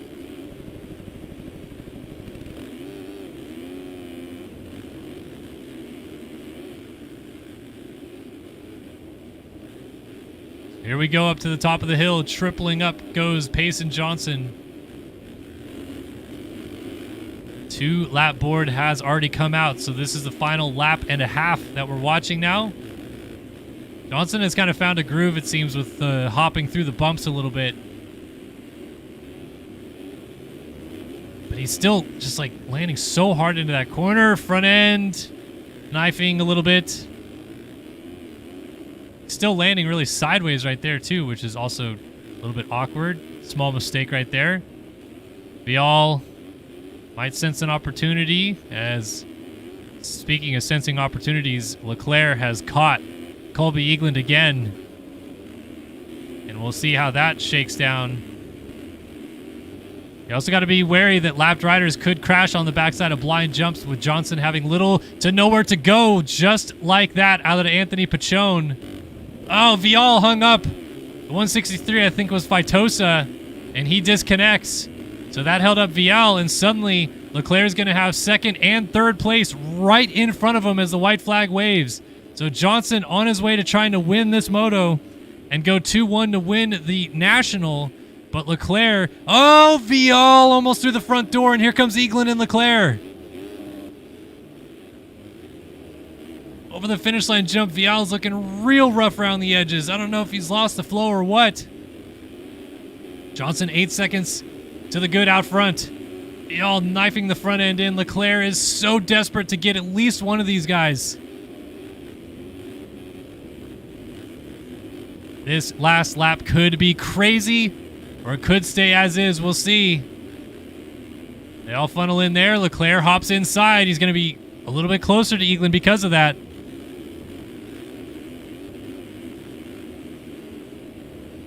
Oh, nothing in it between 2, 3, 4 on the track right now. Look at how close Leclerc has gotten to Colby Eagland. As Anthony Pachone tries to stay out of the way. Is that Johnson? That's Johnson! He gives up the lead to Pablo Vial on the last lap. Here comes Leclerc. He gets hung up as he tries to get around Pachone. Eagland got sideways. Vial has taken the lead. Johnson threw it away. He's going to try to send it to get it back, and that might also hurt him. Leclerc inside trying to get Eagland. Not quite close enough. Vial outside, blew the rut. Johnson to the inside. They're side by side. They land almost off the track as they come into Henry Hill on the last lap. Leclerc still all over Eagland. Johnson all over Vial. Final few corners of this race. Oh, Vial blows the rut. He blew it. And here comes Eagland trying to jump up behind him. Leclerc is right there as well. Leclerc tucks to the inside. Johnson's going to try to win this moto. To the top of the hill. Good through there. Look at how close they all are. Eagland almost lays it down. Leclerc's right there. Coming to the flag. Payson Johnson wins the moto, wins the national. Vial, Eaglin, Leclerc, nose to tail over the line. 2 seconds separate the whole group. Anything could happen with penalties right there. Anything. Tyler Lang climbed all the way back to the top 5.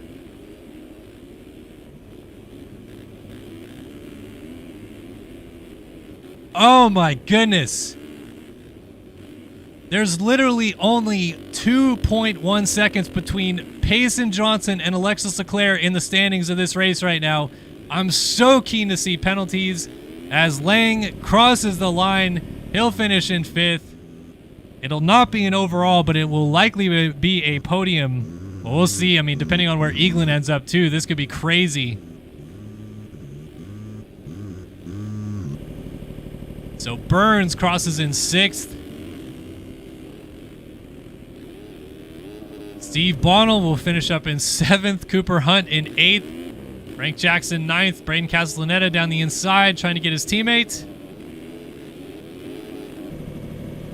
And will not get him, so 9th and 10th for them. Hubbard finishes up 11th. Braden Carter looks like he'll get 12th. Walter Gebhardt 13th. 14th for Caleb Hall. 15th, Jared Gummison. 16th for Anthony Pachone. 17th, Logan Leitzel. 18th for Tanner Rogers. 19th for Jeremy Estrella. And 20th was Spencer Turley.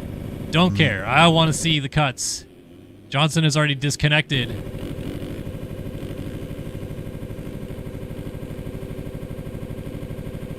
So as it stands right now, unofficially, 1 point between them.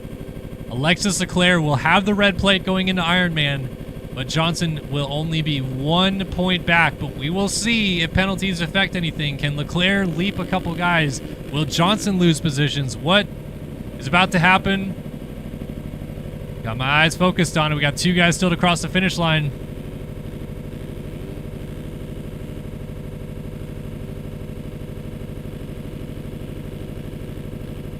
One gonna cross right now. We'll see as the flag waves. And they were able to lap all the way up to 15th in this moto. Here we go. Oh, and Leclerc jumps all the way to 2nd on penalties. Wow, he gets 2nd in this moto. He gets 4 extra points because of it. Johnson wins and wins the overall. Leclerc gets 2nd. And because of it, it is going to be a 5-point advantage for Alexis Leclerc going into Ironman next week. Oh my gosh. Wow. I don't even know what to say. This championship just has so many twists and turns. But Leclerc does indeed finish 2nd in this moto on penalties. Eaglin only had 0.8 of a second of cuts. Vial had 2 seconds, so he'll end up 4th. And on the podium will be Lang with the 5 scores, I should say. Leclerc 6-2, I think, beats Eaglin. No, Eaglin's 3-3 might still get it. I don't think Leclerc ended up on the podium overall today, which is just crazy. But he does get 2nd in this moto. And, wow, that's crazy. So, 5 points in it. 1 race to go. Crazy, crazy, crazy stuff. Unbelievable the way that race just ended. And for those of you saying in chat, like, what the heck, cuts, da-da-da-da, it is all game deterministic. If you go off the track for any period of time and miss timing gates and gain an advantage from gate to gate, you will get penalties. It's not decided third party. It is literally the game saying you were off the track too long. So it is fully deterministic. Everybody deals with the same thing. And unfortunately for those guys, it was fractions of a second to give Leclerc 2nd place in that race. Wow. Unbelievable. Well, Payson Johnson walks out of here as the winner of the Budds Creek National. Another win to couple with his Unadilla win last week. And he looks like he's on a roll, but he also looks like he let Leclerc kind of back into the picture a little bit in that moto. I know Leclerc crossed the line 4th, didn't get to Johnson, but Johnson could have walked away with that moto, and in the end, Leclerc finished 2 seconds back of him. So this is going to be interesting. 1 race to go, 2 motos left, 5 points in it.